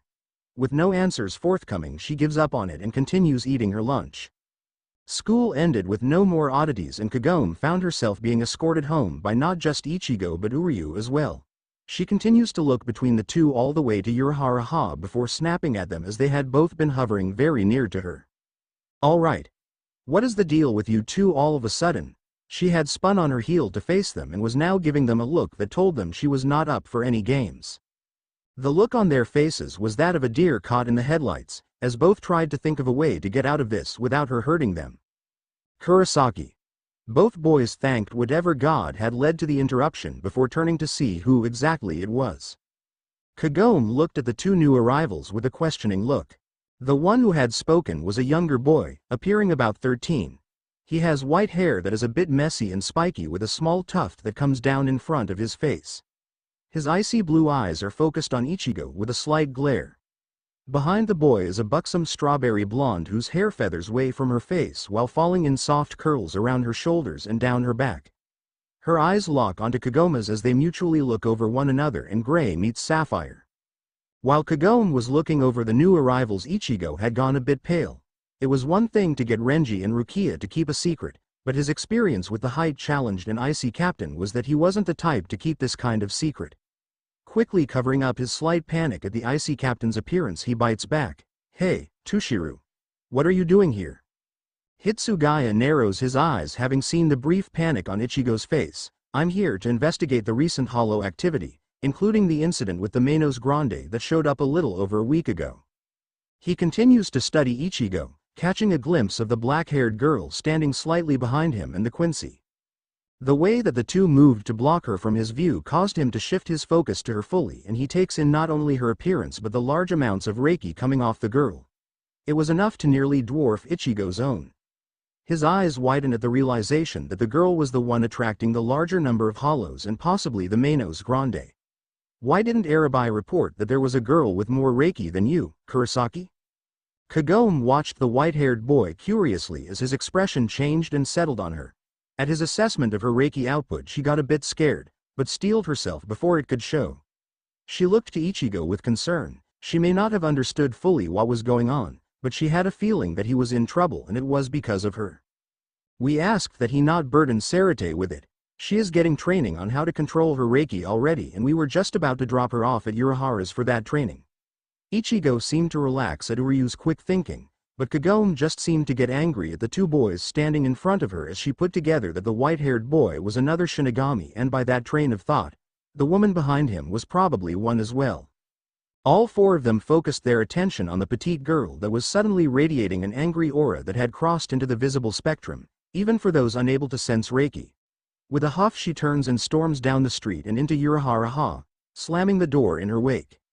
Matsumoto looked at the three boys, who all seemed extremely confused by the girl's actions, and while she didn't know the exact cause, she had an idea that it had to do with the actions of the two that had defended her. Out in front of the shop, Ichigo, Uryu, Matsumoto and Hitsugaya were still standing in a bit of surprise from Kagome's sudden departure. "What the hell?" Ichigo nearly stomped his foot in childish frustration. As soon as he thought he was starting to understand the emotional girl, she went and did something like this. Shortly after Ichigo's outburst, Urahara sticks his head out of the shop's front door. "Ma, Ichigo, what did you do to upset Kagome-chan so badly?" He almost seemed to grin at saying this, already having an idea once he saw the two full-time Shinigami. "How the hell should I know? It might have had something to do with what we just did, Kurosaki. After all, she did say she wasn't going to hide it." Ichigo looks back at Uryu and the two Shinigami before smacking his head with his palm and storming off and pushing past Urahara. Hitsugaya directs his stare at Urahara before walking towards him. He stops a few feet from the former Shinigami captain, who he notices is uncharacteristically nervous. What is that girl not wanting to hide Urahara? Ichigo stomped up to Kagome's room and nearly tore the door off its track while opening it. What do you want, Ichigo? I want to know why you seem so intent on not letting us protect you. In case you couldn't figure it out, those two would probably take what you told them and report it to Yamamoto, who's likely to put out a sentence on your life. Ichigo had moved forward during his tirade and was now inches from Kagome as he glared down at her. I don't care. I will not contradict everything I said to Inuyasha over the past year and half to convince him that he was perfectly fine being a Hanyu. I've told you how he struggled with the prejudice and he would be disappointed in me if I didn't stand up for myself and become stranger because of them. Kagome's eyes were livid and her chest was heaving from containing her anger at Ichigo to simply screaming at him. Not really thinking out his actions, Ichigo grabs Kagome by her upper arms, stopping short of shaking her. He also wouldn't want you to die because of your all-important morals. You're not strong enough to fight a serious Shinigami, not one of their level. Kagome goes stiff in his hands and glares up at him with a hurt and even angrier expression. I'm always too weak, weaker than Kikyo, too weak to take care of myself. Too weak to do anything but sit and watch others get hurt protecting me. I don't want to be weak, and if I were to let up on my all-important morals, I would prove that I could never be anything but weak. Ichigo is taken aback by the passion with which she spoke and only slightly loosens his grip on her arms. I didn't mean that you were weak. Well, it sure sounded like it. Look, I'm sorry, but until you can hold your own in a spar against me, I don't want you blatantly going around telling everyone that Urahara's your dad. Will you at least agree with that? He looks her dead in the eye as he speaks, trying to make her understand the seriousness of what he was saying. She sighs and nods. Yeah. I'll agree to that. Don't want to cause you more trouble than I have to, do I? She gives him a slight smile and he can't help but to smile back. She's your what? She's my daughter, Shiro-chan. Urahara replies with a nonchalant air. Uryu was already preparing himself should the two decide to act on the information. He needn't worry though, as Hitsugaya clenched his fist in anger before speaking. You're lying. He narrows his eyes. What is she really hiding, Urahara? Urahara looks innocently at the height-challenged Shinigami captain. Well, she is a Miko of unfathomable power, but you probably already noticed that. Hitsugaya has a vein popping out on his forehead as he tries to keep himself from hitting the older man, at least until he got a straight answer. I can't think of anything else that she could be hiding from you, Shiro-chan. The sound of the door sliding open and the sounds of two people stepping out did little to distract the two locked in a mental battle from their task. The other two did, however, turn to look at the new arrivals. Kagome took in the scene and the tenseness of Uryu's shoulders, as though readying for battle.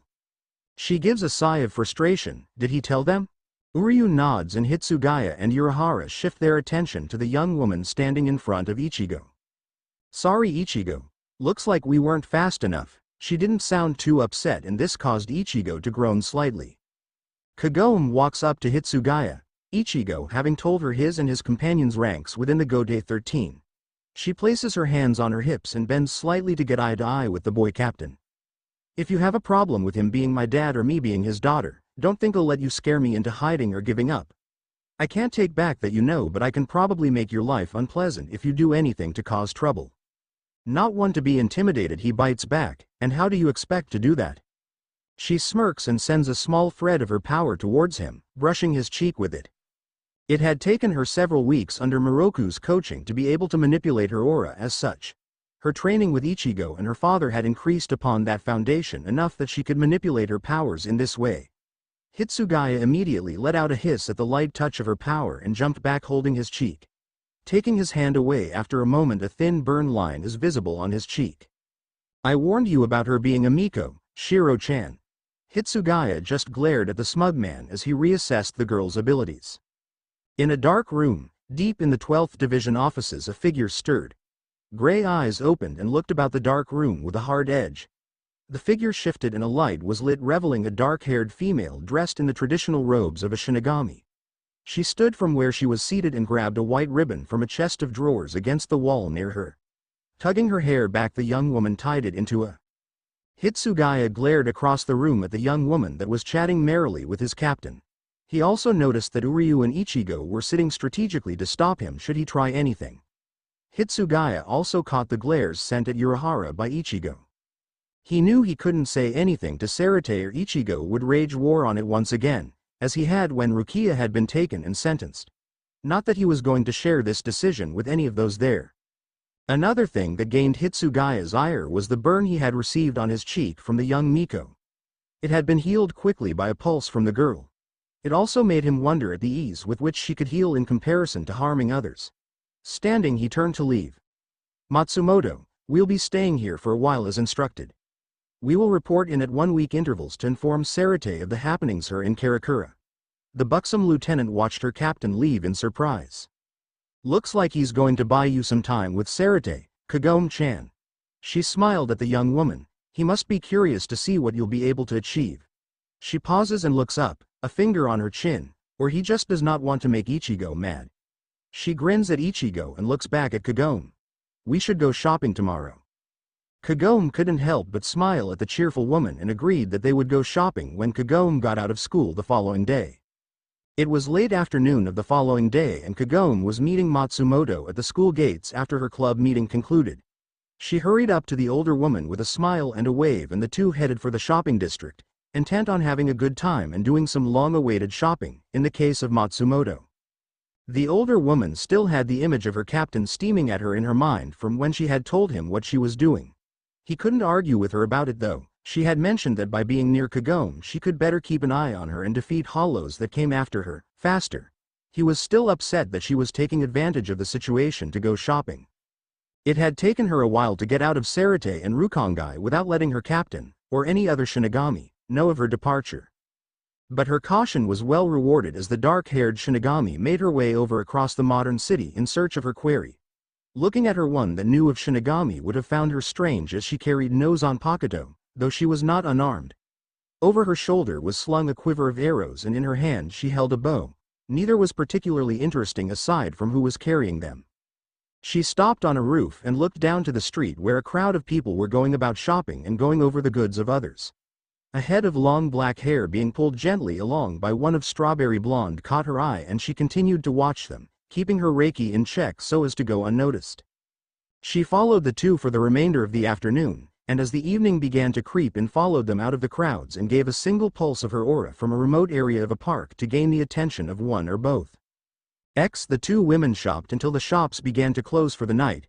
Evening was coming on and both had agreed that they would be back to Urahara for dinner. Shortly after leaving the shopping district they both stiffened at a pulse of energy coming from a remote copse of trees in the park. They looked at each other in question. The pulse hadn't been very strong and they weren't sure whether to investigate or leave it be. Kagome had felt a gentle tugging on her being since she began shopping earlier that day, and when she had felt the pulse the tug had increased. Concerned about this she decided to voice her opinion of the pulse to Matsumoto. We should check it out. At Matsumoto's questioning look she elaborated, I think that pulse was meant to get our attention. I have a feeling they've been following us all afternoon. Now concerned for the girl she had taken into her charge for the afternoon, Matsumoto nodded in agreement. If that's the case, I agree that we should check it out. They headed to the copse of trees. Matsumoto using some soul candy to shift into her Shinigami form and sending the Jikan back to Urahara's to let them know what was going on. It doesn't take them long to see the woman in the standard Shinigami uniform standing opposite them. Matsumoto looks at the woman curiously, never having seen her before and also curious about her lack of Zanpakuto. She took in the woman and was a bit surprised at her resemblance to Kagome. When Kagome gasped, Matsumoto glanced at her and saw she was pale as a sheet.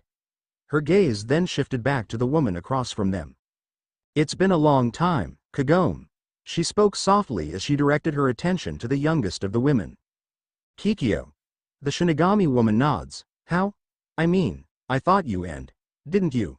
What are you doing here, Kikyo? The sword-less Shinigami smirked at Kagome's stumbling questions. I think you mean to ask why I am not in hell with Inuyasha and why I am standing before you as a Shinigami. Both have to do with you, Kagome. Before either could speak again Matsumoto stepped in with a question, why don't you have a Zanpakuto? Matsumoto only grew more confused as the woman smiled at her. That also is something I've waited so long to address with Kagome. Both noticed as Kagome took a step back and looked ready to bolt, but fear was far from her face. Kikyo sighs tiresomely. I mean you no harm, Kagome. We are one in the same, and my actions in the past were brought on by my being separated from you. I am not meant to exist as a fragment, and you are being stunted in the growth of your powers by my absence. I apologize for the pain I caused you in the past, but I am merely a ghost of the woman that you once were. Still confused but slowly beginning to understand what was going on between the two, Matsumoto watches as Kikyo's words sink into Kagome's suddenly blank and shocked mind. Are you saying you're going to give me back the piece of my soul that you have? At Kikyo's nod, Matsumoto goes into information overload and faints. The idea that a soul could be separated into two separate beings, too much for her to handle. Kikyo helped Kagome get Matsumoto back to Urahara's, where Ichigo was up in arms and yelling at Hitsugaya for not letting him go and help Kagome. Ichigo. The two Shinigami turned to see Kagome and her apparent twin carrying an unconscious Matsumoto between them. The thing that caused concern in both was that one was a Shinigami. What the hell happened, Kagome? She just fainted. I'm talking about why are there two of you? He shouted while pointing at Kikyo.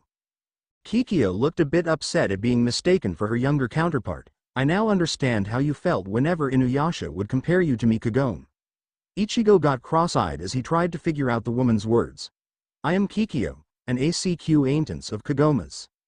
Understanding bloomed across Ichigo's face and he immediately leveled his oversized sword at Kikyo. I won't let you hurt her. Ichigo. Kagome glared at him and he gulped at the heated expression, sheathing his weapon. Kikyo just turns to Kagome. What is it with you and guys with monstrous swords? I never thought of it that way. I always seem to find them wherever I go.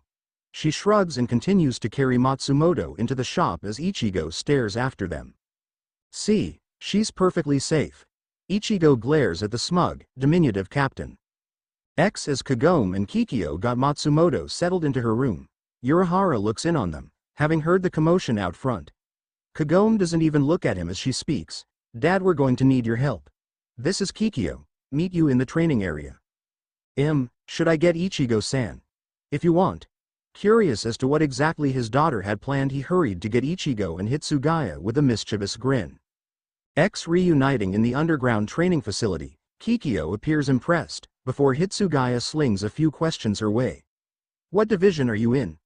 Karakura is a place that requires special permission to come to, and you are not even a ranked officer. You also lack a Zanpakuto. Kikyo narrows her eyes at the short captain before answering, It's nice to meet you too, Captain Hitsugaya.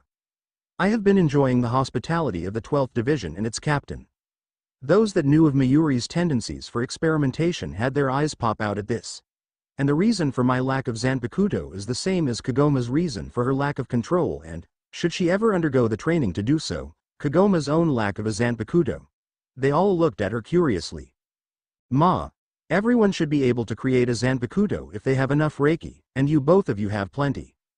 Yes, well, recent studies by Captain Kuratsuchi have shown that incomplete souls, those missing fragments, are incapable of creating or summoning a Zanpakuto. The two not in on the connection between the two women.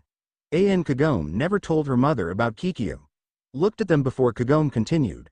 I am Kikyo's reincarnation, and due to an incident a little more than a year ago, my soul was fragmented, and the Kikyo you see here was created from my soul's memory of being Kikyo. That's impossible. Souls cannot survive being fractured like that. The information was enough to cause the usually stoic captain to lose it. It amused Urahara greatly to watch the white-haired Shinigami pull it and nearly rip out said hair. Ma, am I to assume that you require my help to make your soul whole once again, Kagome-chan? The two women nod. This should be interesting. Urahara taps his cane on the ground in front of him. This may be slightly uncomfortable, Kagome-chan. And without further warning he has thrust his cane into and through Kagome's forehead, forcing her soul from her body. Pain. Her world was pain. She couldn't breathe. It was like a huge weight was pressing on her chest. She had the sensation of falling before something wrapped around her, stopping the sensation. The pain seemed to lessen, but that might have been her getting used to it. Slowly she brings a hand up to her chest and feels a chain, and she looks down to see a rusty and corroding. A loud gasp comes from the others in the space at seeing the condition of her soul chain. What's wrong with her soul chain? It's practically falling apart. Kagome couldn't say anything. She was too shocked to say anything. A light touch on her shoulder causes her to turn and look up at Kikyo. I am sorry for this pain, Kagome. Kagome shakily gets to her feet, noticing for the first time that Ichigo was supporting her, having caught her when she fell. At her feet lays her body and she shivers a bit at the unnerving sight. Dad. How do we fix this? All eyes turned to Urahara, who was no less shocked than they were. Oh. He blinked a bit and tried to gather what he knew of the subject, but was drawing a blank. He looked between the two and an idea came to him. We need to fuse their chains together. Everyone gave him a blank look, well aside from Kagome, who was in too much pain, and Kikyo, who was looking at him as if to say, and how do you plan to do that, Ma? Well, we need to sever Kagome's chain so we can fuse the two ends. Are you crazy? Severing a soul chain means death. Ichigo was glaring at Urahara for even suggesting it. We need to make her a Shinigami. Kikyo is already one, and if we can fuse their ends together then Kagome should become a Shinigami. That's illegal, Urahara. Humans are not to be made into Shinigami. Well, technically Shiro Chanam, she already is a Shinigami, so there's a loophole. Blank faces met him. The clearing of a throat caught their attention. I hate to be the bearer of bad news, but Kagome is on the border of being a living hollow if we do not hurry. Kagome once again fell to her knees. I'll go and get Tessai-san. Within minutes Urahara had returned with Tessai, who was now standing beside Kagome with a large axe slung over his shoulder. Kagome was kneeling on the ground with her arms wrapped around her. Ichigo was beside her, giving her the physical support she needed to not fall on her face. With urgency at the forefront, Tessai took his cue and struck the chain, severing Kagome from her body. Kikyo quickly grabbed the end of Kagome's chain and looked to Urahara. We need to fuse them quickly. He kneels beside the two, grabbing Kikyo's wrist and forcing Kagome's chain to her chest. When the two came into contact, there was a bright light and a sharp cry. The spectators blinked to clear their eyes. What they saw when they looked at the spot where Kagome and Kikyo had been was Kagome bent over and retching. She was garbed as Kikyo had been but was distinguishable by the slight curl of her hair. Beside her was a thin sword with a pale blade and a black handhold. Its red sheath was slung across her back, a red sash holding it in place. Ichigo helped Kagome to sit back on her heels as she wiped her mouth with her sleeve. Does it always feel like getting punched in the gut to do that? I don't think anyone would know but you. This is not something that has ever been done before. I'm just glad it worked. Yes, well, we'll be shifting your training, Kagome-chan. Kagome groans again as she realizes she is not going to enjoy her training. Kagome woke the next morning to the sun splashing across her face. After she had been rejoined by Kikyo's piece of her soul, she had re-entered her body and Ichigo had helped her to her room where she swiftly fell asleep. She had slept peacefully, with no dreams to disturb her. Groaning, she works her way to a sitting position and eventually rolled out of her futon. She needed to get ready for school. She still felt like she had been hit by a truck and grumbled to herself as she waited for Ichigo and Rukia to pick her up on their way to school. She wondered if Uryu would join them today like he had the previous week. Looking up into the sky, she let her mind wander and didn't notice as Ichigo and Rukia, followed by Uryu, came up to her. Kagome? You feeling all right? Kagome jerks slightly in surprise before nodding. Yeah, just a bit tired. She pushes off the wall. We should get going.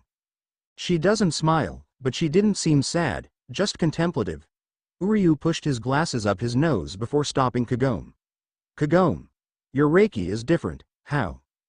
Kagome looks up at him with a smile. Don't worry, Ishida-san, it's nothing. Ichigo looks a bit upset at her answer. Kagome, Kikyo showed up and you became a Shinigami. Kagome. He looks at her with a worried frown. That's hardly nothing. Are you all right? Kikyo didn't try to hurt you, did she? Kagome let out a sigh and got her face right up next to Ryu's. I'm fine. Kikyo just wanted to give me back the piece of my soul she had. Rukia looks at her confused and quirks an eyebrow. That's impossible. No one can survive without their entire soul, and your Reiki is so strong, that would not be possible. Ichigo drops his hand on Rukia's shoulder and leans down by her ear. It is. Hitsugaya was there when we fused them back together. And Kagome became a Shinigami because Kikyo was one. She'd been in 12th Division until she came here yesterday. The group was walking towards the school again as they continued to talk. I start training in how to use my Shinigami powers and my Zanpakuto after school today. I'm looking forward to it. Ichigo let out a snort. I'm just glad I'll be there to help you. No offense, Kagome, but Urahara is insane with how he trains people in the use of Shinigami powers. Kagome twists herself a bit to look up into Ichigo's face. Was your training that bad, Ichigo? He nods. I thought he was going to kill me. Kagome's eyes go a bit wide at this. Then she looks thoughtful. Sesshomaru would train Inuyasha that way, not that he would tell Inuyasha when the training sessions would begin. Come to think of it, I don't think Sesshomaru ever told Inuyasha that all their fights were for Inuyasha's benefit. Uryu and Ichigo both looked at her a bit concerned when she started talking about her friends, but when she didn't look upset by it they looked at each other. Kagome? Are you feeling okay? Yeah. Why do you guys keep asking that? Cause whenever you talked about them before, you'd start crying. Kagome stopped and looked a bit shocked. I think merging with Kikyo might have had something to do with it. I have a feeling of peace when I talk about them now. It's almost like she knew what happened to them, and even though I don't know exactly what that was, it makes me feel better to know there is an answer. Rukia looked confused at them. I thought that Urahara said they were dead. Where's the uncertainty in that? Kagome looks unsure for a moment before answering. Well, they're probably all dead, but that's more because they lived around 500 years ago. Kagome scuffs her toe gently and looks sheepish. Dead silence was what met Kagome's revelation. Admittedly, she had told Ichigo and Uryu the full scale of her adventures a while ago, but Rukia had been left out of the loop. 500 years. But how? Kagome looks at her feet sheepishly. There was a well at the shrine I used to live at that allowed me to travel back in time. She shakes her head. Ichigo, do you think when I finish training with my Zanpakuto that we can look for the ones that may have survived? I really owe it to Shippo to find him, even if none of the others have survived. Yeah, but we should ask Urahara. He may have heard something. He always knows weird things like that. They lived 500 years ago. The only place you could find any of them would be Rukongai, and you can't go there. Rukia looks downright confused mixed with angry at what they are saying. Rukia's right. Rukongai is a place we should avoid, and they may be there. Uryu looks thoughtful as Rukia looks at him thankfully. Though we could look in Hueco Mundo, that seems as good a place as any to find your friends that would have survived. Rukia looks ready to lose it. What? If they're there they'd be hollows. Hollows. Rukia, calm down already. The friends she's going to be looking for are demons. They have really long lives. Rukia doesn't respond and Ichigo waves a hand in front of her face with no response. He then pokes her to see if that snaps her out of it and she falls over from the gentle nudging. I think we broke her. The group made it to school with Ichigo carrying Rukia on his back. She was out cold despite her eyes being open, and it was a bit disturbing for the students they passed on the way to the school clinic. After dropping her off, Ichigo waves and heads to his class, leaving Kagome and Uryu to go to their own. Rukia eventually comes to and heads to class, trying to forget the conversation that morning. The rest of the day goes by without incident, and before they know it, it's over and the small group heads to Urahara Ha. In a dark, dank corner of the forest of Manos, a dark form shifts. A shaft of light shines down and the being shifts into it slightly, revealing a spider-like form, a white mask covering its face. A loud crack and the mask spiderwebs, a sound like glass breaking and falling to the ground, and the mask is falling away like shards of rain. A blood-curdling scream is heard throughout Hueco Mundo. The being squirms and seems to explode into motion, writhing and screeching. When it stills, what remains of the mask is a cracked section over one glowing red eye, and black silky hair falls away from its head in waves. An evil smirk graces its features as it stands. White robes revealed by the shaft of light. Coo. That was more than I expected. He holds up a strange crystal orb. I see great uses for this. Coo. In the training space beneath Urahara Ha, Kagome is standing in her Shinigami uniform with her sword held out in front of her. Sweat is beading on her skin and she is breathing heavily. Her clothes are lightly torn and dusty. Across from her is Urahara, standing lazily with his cane tapping. He is holding his usual fan, spread in front of his face as he studies her form. Ma, Kagome-chan, do you want to take a break? We've been down here since you got home from school. What? Huff, I don't want to stop Huff now. She straightens herself up and tries to summon forth the energy to continue. Let's do it again. Urahara looks at her with barely concealed concern that comes off as bored. Kasumi would be extremely upset with me if I don't make her rest. Oh, that should work. Ma, Kagome-chan. He taps the fan against his chin. We can't do any more until you learn the name of your Zanpakuto. Why don't you meditate a bit on that? You can practice your forms again tomorrow. Kagome looked at her father and felt upset about the fact that he wasn't going to push her further. Ichigo described his training as harsher than this. Why isn't he treating me the same way? Disappointed that she is being treated so differently, she sits down with a frown. Fine, I'll meditate. As though he had read her mind, Urahara steps forward and crouches down in front of his daughter. Kagome, I am sure that Ichigo told you about his own training, nay? He doesn't wait for her nod before continuing. His was a very different situation. He had a time limit and was forced to rush. You have the option of taking your time and learning things properly. I doubt that it will take much longer than Ichigo because of Kikyo, but it will take time and you must practice patience. Kagome looks up at him, nodding in understanding. Good, now you already know the basics of meditation, so I will stay here if you need me, but you should be good on your own. He gives her a lazy, yet oddly creepy, smile that is uniquely Urahara. Kagome closes her eyes and shifts to sit in a lotus position, her hand hanging lazily from her wrists at her knees. A soft glow forms around her as she slips deep within her own mind and soul. A field of purple flowers surrounded by an ancient forest, and though the light seemed to be unaffected, the sky is a swirling dark gray, frozen in time. This is where Kagome found herself upon beginning her meditation. A light breeze blows across the field. The flowers sway in response, but the wind is unfelt by the girl. This is an odd place to be. Not necessarily. It represents who you were and who you were. Kagome turns around to face the speaker in surprise. Shock goes through her upon seeing the one there.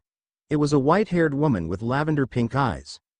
Kagome's shock came from the fact that the woman was like her negative. Her skin was black and her clothes were white with black accents in the style of her old school uniform from middle school.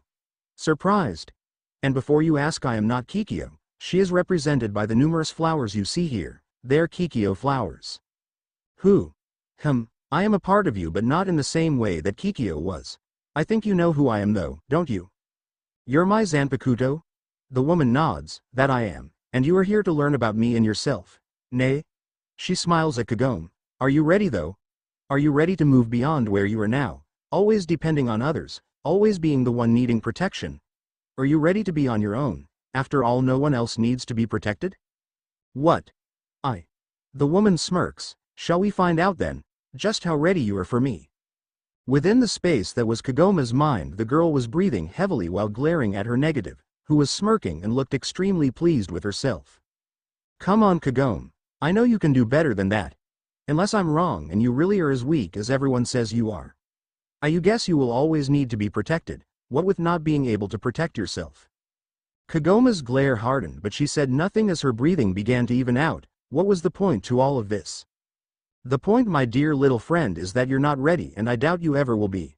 I'm sure Kikyo would have been able to master me, but you just aren't up to snuff.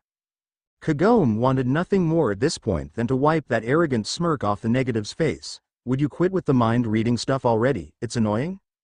Oh, but that wouldn't be much fun. If I'm going to be stuck with you, the least you can do is entertain me.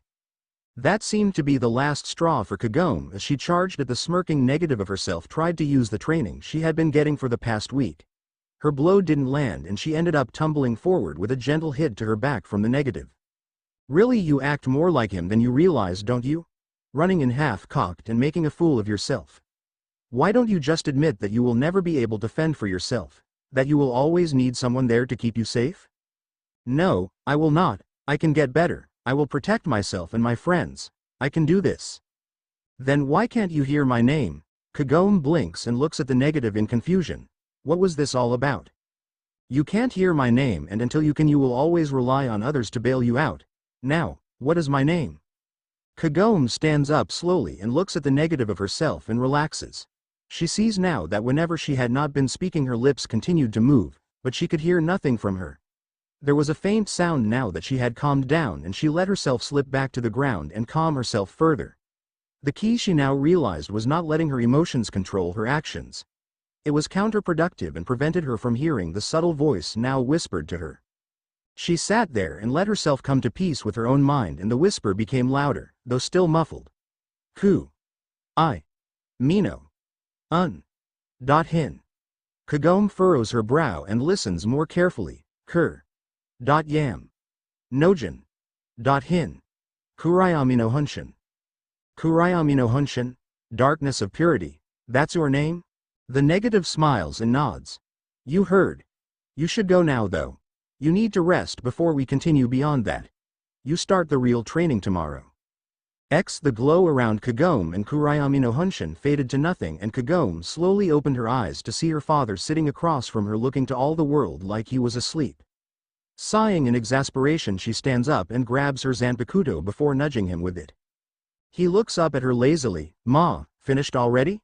Yeah. Kurayami no Hunshin told me I need to rest in order to be ready for the real training tomorrow. Kagome gives him a grin and he smiles back. Ma, so much progress in one day, I'll have to let Ichigo know you beat him for speed. He brings his fan up to his face and smiles before taking off for the ladder. Dad. She chases after him, not wanting him to tease her friend more than he already did. Hitsugaya was patrolling the city. It was his way of getting out and relieving the stress that his lieutenant caused him. She had gone shopping several times, and each time she came back she had to show him her newly acquired items. Added to that the fact that he had to keep quiet about Kagome and everything that surrounded her situation made things that much worse. He still couldn't figure out the whole deal with that Kikyo woman. Souls just can't be split like that. Now she was a Shinigami and he didn't know if it was a bad thing or a good thing. He stopped his musing on a roof as a black, iridescent butterfly fluttered up to his ear. He paled as the hell butterfly disappeared, having delivered its message. Hitsugaya took barely a moment before shunpoing back to Urahara. Worry and an emotion that could only be described as fear were etched into his face. This is not good. I could end it here. Nah, you guys have had too long between updates already. Kagome had caught up to Urahara in the shop after climbing the ladder, but she was already too late to stop him from spilling the beans about her training to Ichigo and Rukia. Uryu had gone home after seeing her to the shop. Rukia seemed surprised and impressed by Kagome's progress, while Ichigo. Well, it was hard to tell with Ichigo. He seemed to be a bit jealous of the fact she had managed to get so far so quickly, but another part was also happy for her. He seemed to act out his anger by scoffing at Urahara before turning to Kagome with a small smile. Nice job for having only been Shinigami for a few days. Thanks. I think it's because Kikyo had already gone through training for being a Shinigami, so it's not that big a deal. That seemed to be the right thing to say as Ichigo smiled at her widely after she said it. Still, we should throw some kind of party to celebrate it, don't you think? Ma, a party would be a good idea. Why don't you go out and get some cake, Ichigo-san? Ichigo looked at the disheveled shop in annoyance. Fine. Ichigo heads for the door to go to the cake shop and get some cake, grumbling the whole way. Ichigo. Wait up, I'll come with you. We can pick some things up at the grocery while we're out. Ichigo turns to Kagome and smiles at her with a nod as she runs to her room to change from her training clothes. Just after she disappears from view, Hitsugaya bursts in through the door and nearly bowls over Ichigo. Everyone stares at him as he is still a bit pale and has worry clear on his face. Where's Matsumoto? We need to get back to Sarate. Rukia, get Aburai and head back as well. Oi, Toshiro. What's the big deal? What's going on in Sarate? Hitsugaya turns a glare to Ichigo but doesn't correct him as usual when someone uses his given name. Sarate is being attacked by Arankar, and it's not the Espada. They're being led by an Arankar calling himself Urana. All Shinigami are being recalled to fight. What about me then? Why aren't you ordering me to go back? Kagome.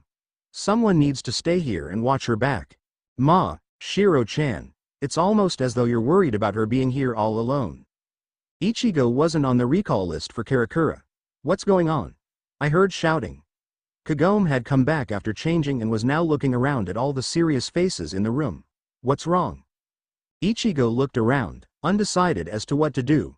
He knew Kagome would not want to be treated like she couldn't help, especially after having just mastered the first step of her Shinigami training. But another part was telling him that it would be too dangerous for Kagome to face Arankar at her level, regardless of her time spent in the feudal era. She just wasn't ready. Let's go get something to eat, Kagome. We're going to train you some more when we get back. Something's come up in Sarate and the others are all going back there. We'll go after them as soon as you get a few more days of training with your Zanpakuto." Even Urahara looked at Ichigo in shock after his declaration. Why wasn't he being the overprotective older brother figure they all had him pinned for? What? Ichigo glared back at them all. She is a Shinigami now also, and I don't want left out of the fight because you all think she can't handle it and needs me watching out for her. Kagome smiles and walks over to him. Let's eat then. She moves him toward the door and looks over her shoulder at the others. See you all in a few days then. And with that the two head out to get something to eat before Kagome begins her intensive training. She didn't know it, but Ichigo was going to make her reach at least Shikai before allowing her to go face the Arrancar.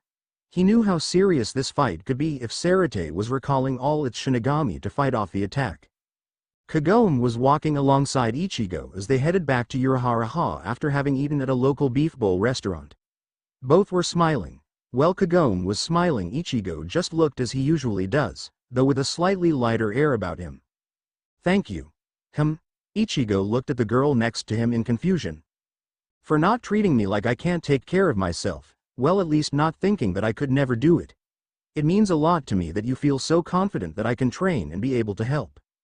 Ichigo looks back in front of him again as they walk, a slight blush on his cheeks. Well, you aren't weak. From everything you've told me about your adventures in the past, you just lack control of your powers, and since you've been here, well, you've already got more control than me. Kagome smiles up at him but then lets it fade from her face and looks forward herself. This is going to be a serious battle, isn't it? Yeah. Will they all be alright without you being there? The battle may be over before I'm ready to go. She didn't need to ask if he would leave her behind if his friends were in trouble. The question was obvious to both. They'll be fine. This Urana guy can't be that much stronger than Aizen. Despite the confidence of which he spoke, Ichigo was genuinely worried about the whole situation and had every intention of pushing Kagome to her max. He just knew that this fight would not be as easy as he was playing it off to be, and that Kagome's strength might be able to tip the tables in their favor. When they had gotten back to Urahara, the others had all already left for Sarate, and Ichigo took Kagome into the training area beneath the shop to begin her training.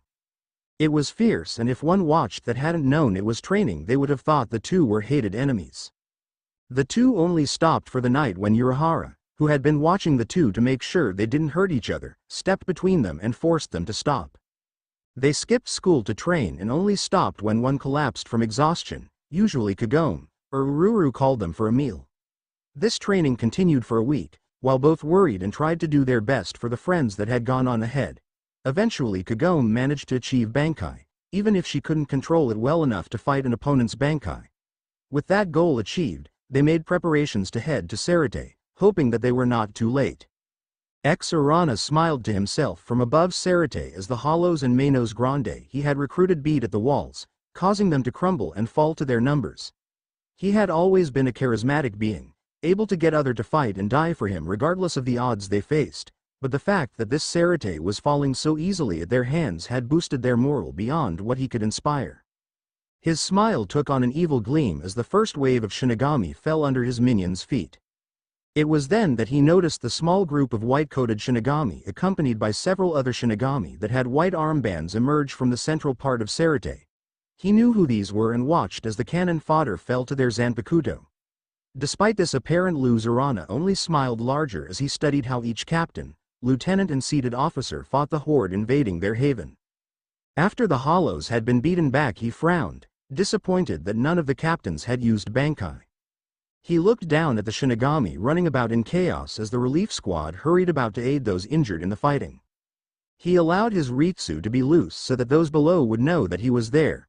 He laughed sinisterly as they looked up at him, many tightening their grips on their Zanpakuto.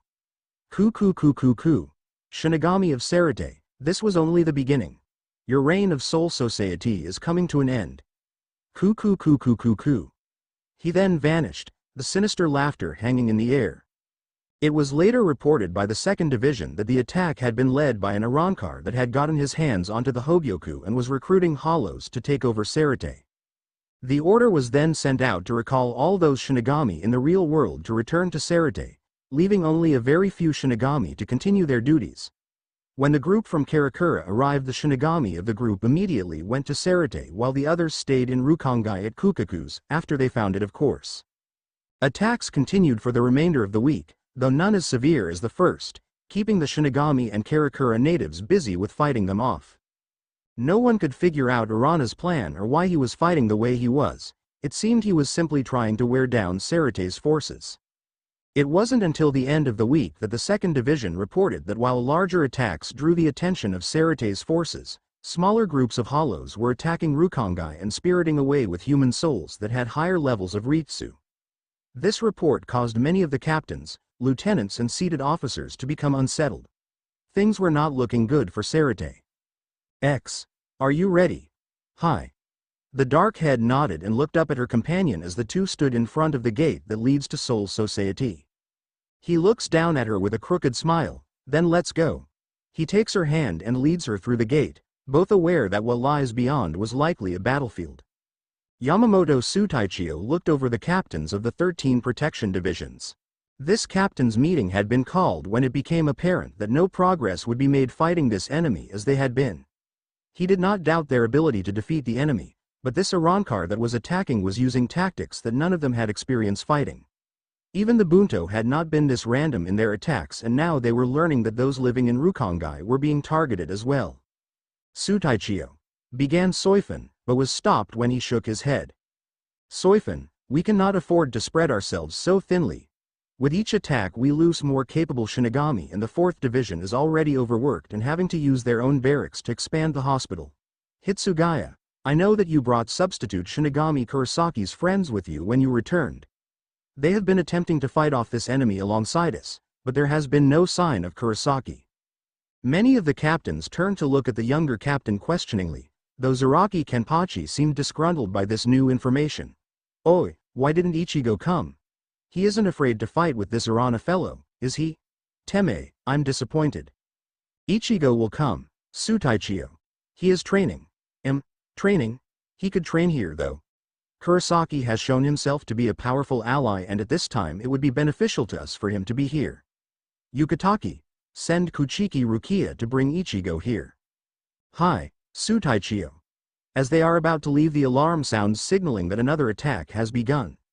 Without further prompting, the captains leave to direct their divisions in the battle. Ichigo steps out of the Senkai gate, followed shortly by Kagome, whose wide-eyed awe caused him to smile. This is Soul Society? She continued to look around in surprise at the area they had entered into. Yeah. We're somewhere in Rukongai. He looks around, trying to get his bearings, when he hears a few screams as a hollow steps out in front of them. Seeing the two Shinigami, it lets loose a roar and charges, only to be cut down by Ichigo before taking a full step forward. Come on, Kagome. It sounds like there are more of those things around here. Che, what's going on? You'd think that someone would already be here taking care of these guys. Kagome looks at Ichigo a bit worried. I think that they may be at the other end of this place. There seems to be a large battle going on over there. At a look from Ichigo, she looks a bit sheepish. I can sense large amounts of Ritsu coming from a long way off in that direction. She points off through Sarate, where Ichigo just now sees the large smoke column billowing into the sky. Teme. Let's hurry up and deal with these small fry then, so we can help out. He gives her a grin and she places her hand on her Zanpakuto as they charge off to slay the rest of the hollows in their area of Rukongai. By the time they finish, the battle, which Ichigo thought was the main part of the attack, was over and several Shinigami arrived in the district, surprised that the side ambush had taken longer than the distraction. Among them was Kuchiki Byakuya. Ichigo. Ah, Byakuya. Is this your idea of a welcoming party? Byakuya didn't acknowledge his question but let his attention shift to the girl standing beside him. Shinigami, what is your name and division, and why were you not at the battle just now? Ah.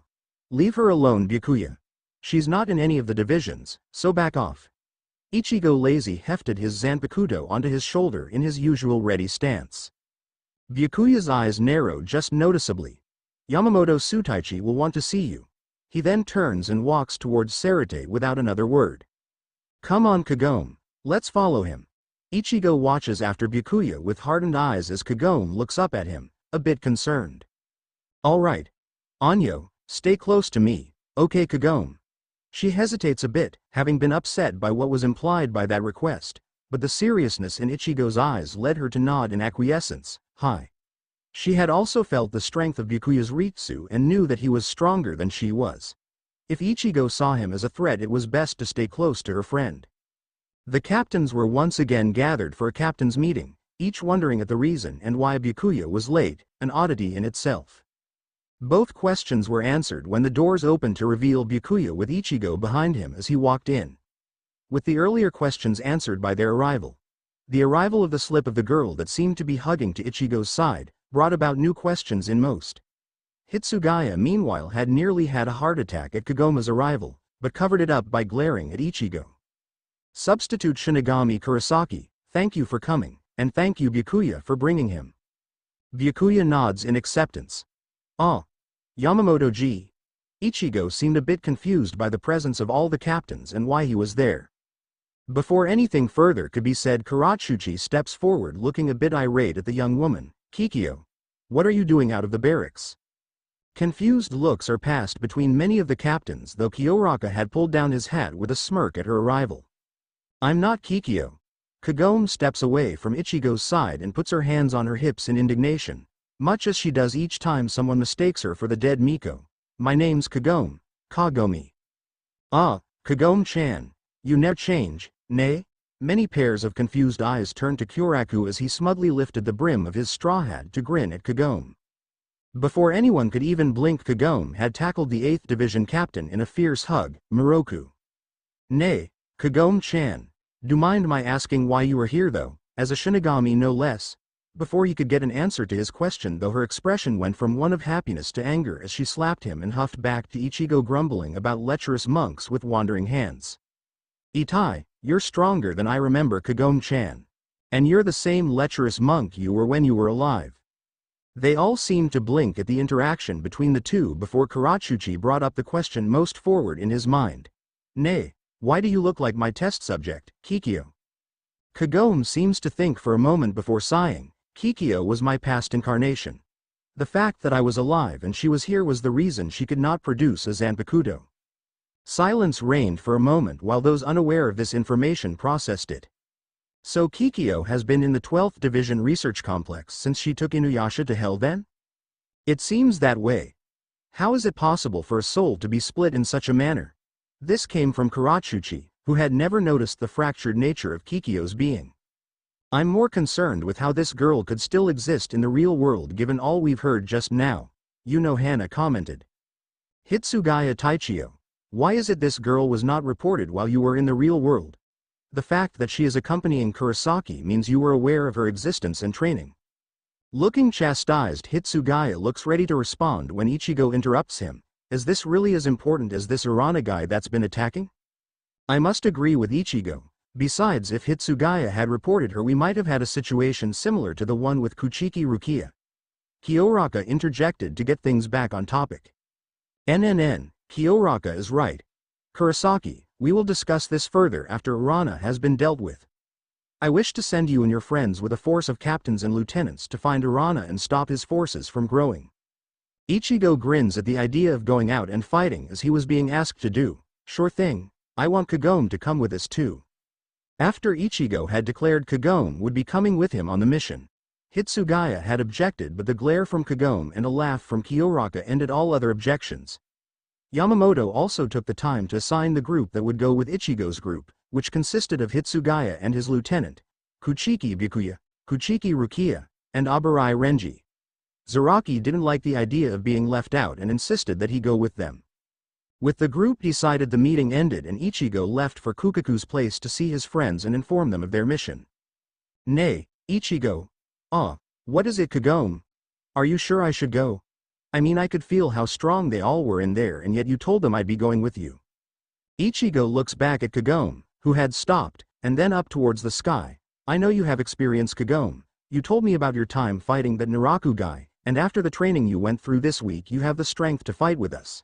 He looks back at her with a grin. Besides, you would yell at me if I told you that you couldn't come. Kagome's cheeks reddened a bit and she looked away from him. Thank you. So, Shunsui is your old friend Moroku, right? Kagome looked a bit confused. Do people change their names when they come to Soul Society? I don't know, never asked. Maybe some do. He starts walking forward again and Kagome jogs to catch up. So where are we headed? To get the others. Hitsugaya said they were staying with Kukaku. It should be around here. Ah, there it is. They both sweat dropped at seeing the large sign that Kukaku was known for using. It's the same as before. This is normal. Inside Kukaku's house, Ichigo and his friends sat together with Kukaku and her brother. They had been a bit surprised when Ichigo had really brought Kagome with them, and even more so when he told them she was going to be coming with them to find Urana. They also took this time to inform Ichigo of what had been happening since the first attack earlier that week. Both Ichigo and Kagome reacted with shock to hearing about the abductions from Rukongai, while the Shinigami were distracted by larger attacks in other regions of Soul Society. Just what was this guy up to? Meanwhile, at the borders between Soul Society and Hueco Mundo, the Arankar known as Urana was gathering his troops with a frown. The last attack had been a success on the Shinigami front, but the group that had gone to gather souls from Rukongai had not even come back, and this worried the leader of this campaign. I do not like not knowing the goings-on of our enemy, Naga. A white-haired, androgynous person morphed out of the shadows in front of Urana. Yes, master. I want you to find out what kept the abduction group from returning with their cargo. Yes, Master. ISS Hall, leave immediately, and Naga. Yes, Master. Returning with the information is your top priority. Do not engage any Shinigami if it can be avoided. Yes, Master.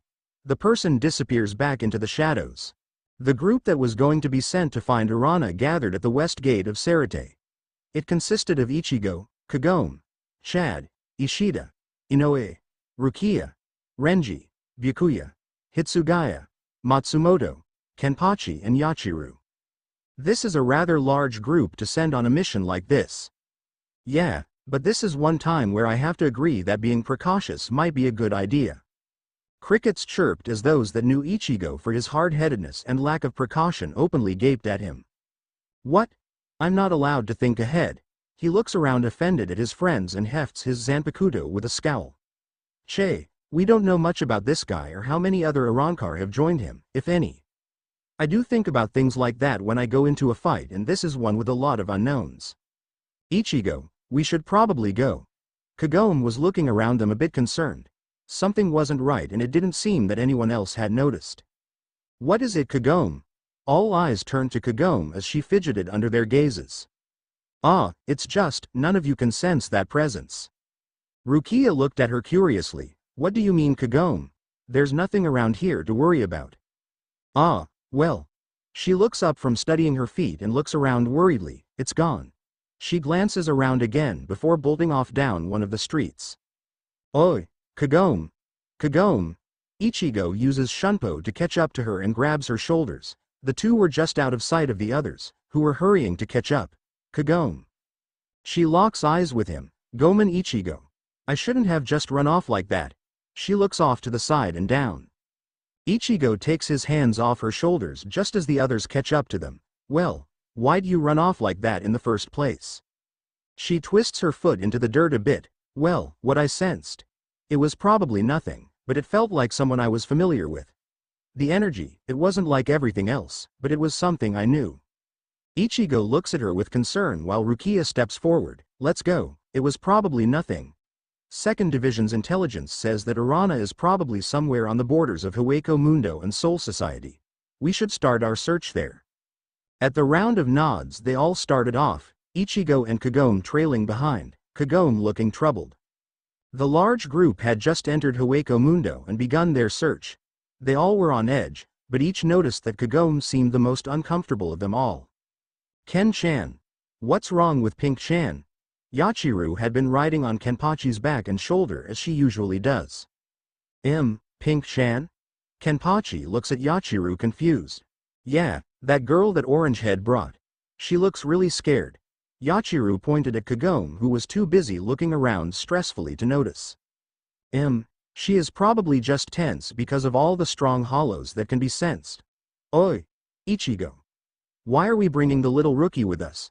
She doesn't look very strong. He said this in his usual lazy and condescending voice, reserved mostly for talking about weak fighters not worth his time. Ichigo was about to respond when they all stopped to stare at Kagome. Apparently she had heard Kenpachi's comment. Due to its volume, and had released her Ritsu in her anger at being treated as a weak person. The large amount of Ritsu flowing off the small girl caused those around her to back away as she glared at Kenpachi. "I am not some weak little girl." Kenpachi was not affected as all the others by her display and instead grinned viciously. "Ah, I can see that." He drew his sword and edged while studying the girl, a malicious gleam in his eye.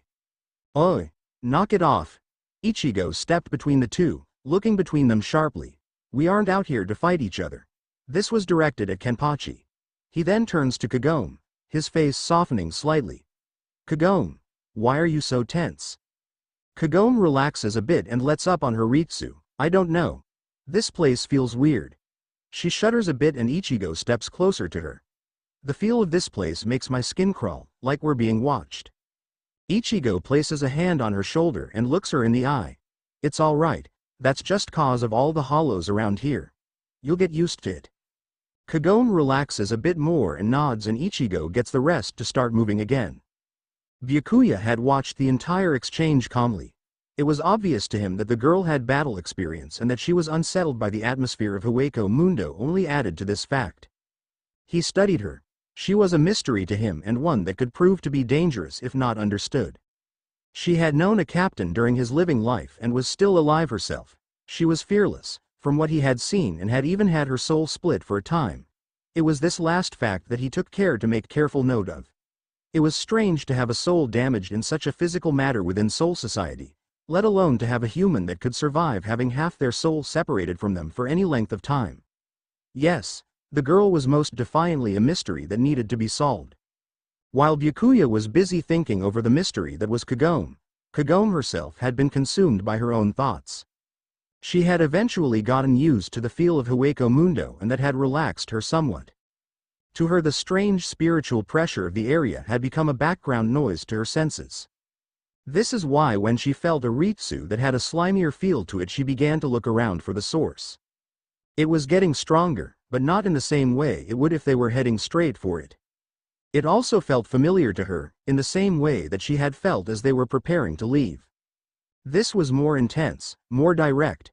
Coming to the conclusion that they should at least investigate it, Kagome looked around to see if anyone else had noticed it. "Hey guys." The group stops and looks at her in confusion, wondering why she had stopped them. "There's something strange over in that direction." She points off to what everyone else sees as a rather random direction. "Should we investigate it?" She had asked this only because she had received so many blank looks from the others that she wondered if they could feel it. Uryu pushes his glasses up his nose a bit and nods. "We should." He looks around at the others, giving looks to the others that were in on her secret, a look which was not missed by Byakuya. "All right." Ichigo nods to Kagome. "Lead the way. It doesn't look like anyone else has sensed it, but it's better than running around like we've been doing." Kagome nods nervously and cautiously starts to lead the way, gradually picking up speed until they are moving at their former pace. She could feel that they were getting closer and the feel of the Ritsu still bothered her. Where had she felt this before? It was so familiar. After several hours of travel the group following Kagome was growing concerned. It seemed that Kagome was still the only one sensing anything. This had Kagome worried and Byakuya adding to the list of mysteries surrounding the girl. Up ahead the landscape changed slightly. A rock mound with what looked like a cave entrance came into view. Shortly after they see it Kagome trips up and a fearful look appears on her face as she watches the cave entrance. She was the only one though that still focused on the mound as the attention of the others shifted to her. They had only her warning of, "Look out," before an explosion rocked the ground under their feet and scattered them within a dust cloud kicked up by the disturbance. Kagome coughed as the dust settled and felt about with her senses for how the others had fared. She noticed Ichigo was right at her side and was thankful. Having confirmed that the others were all fine she looks up through the settling dust to see the person responsible.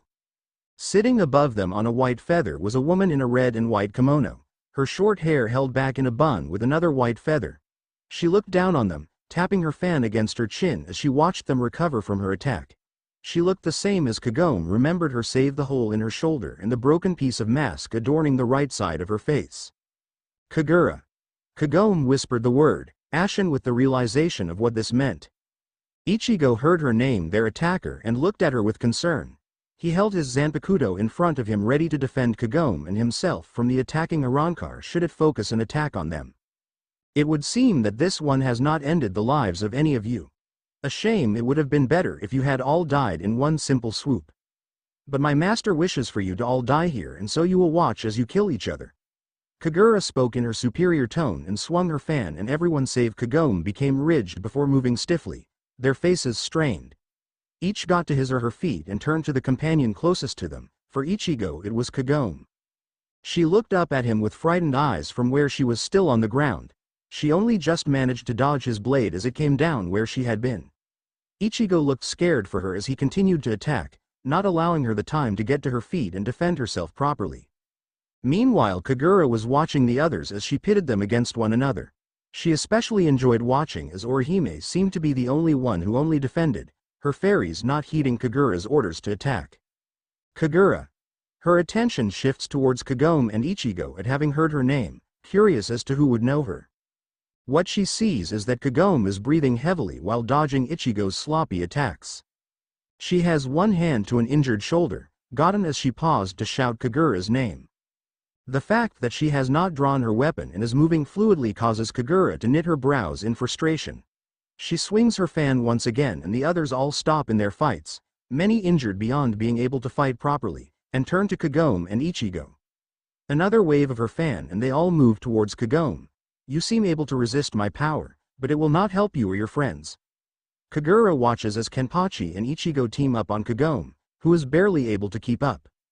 On the verge of giving up, Kagome makes a mistake and watches as her friends attack her, but is saved at the last moment by a triangle of energy that forms in front of her, Orihime's shield. Kagome looks at the other girl with relief. Orihime smiles back against the strain of her body's unwilling movements. Why isn't that girl's power under my control? Kagura says with frustration as she directs Yachiru and Rukia to attack Orihime. She can only defend one of them. Orihime cries out as Rukia's blade strikes her. Orihime. Kagome watches from behind the shield before it dissipates and reforms in front of Orihime. Kagome, now open to attack once again, glares up at the source of this problem. Kagura. Release them.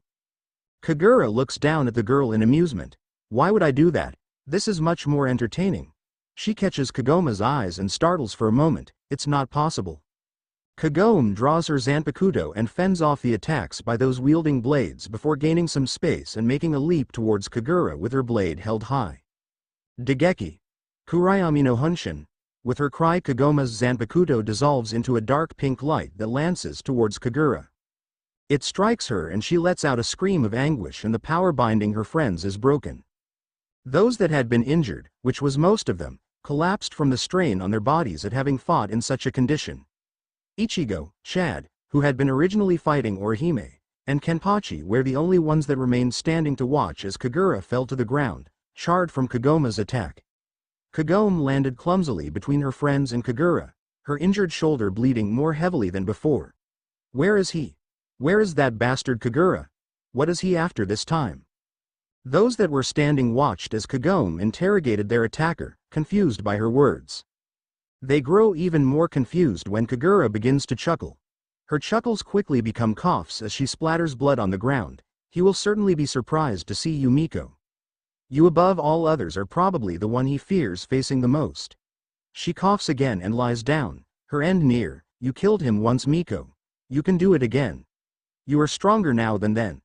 Her eyes close and she goes limp, her last words, "Thank you for setting me free." The end. Now we will see you in the next video.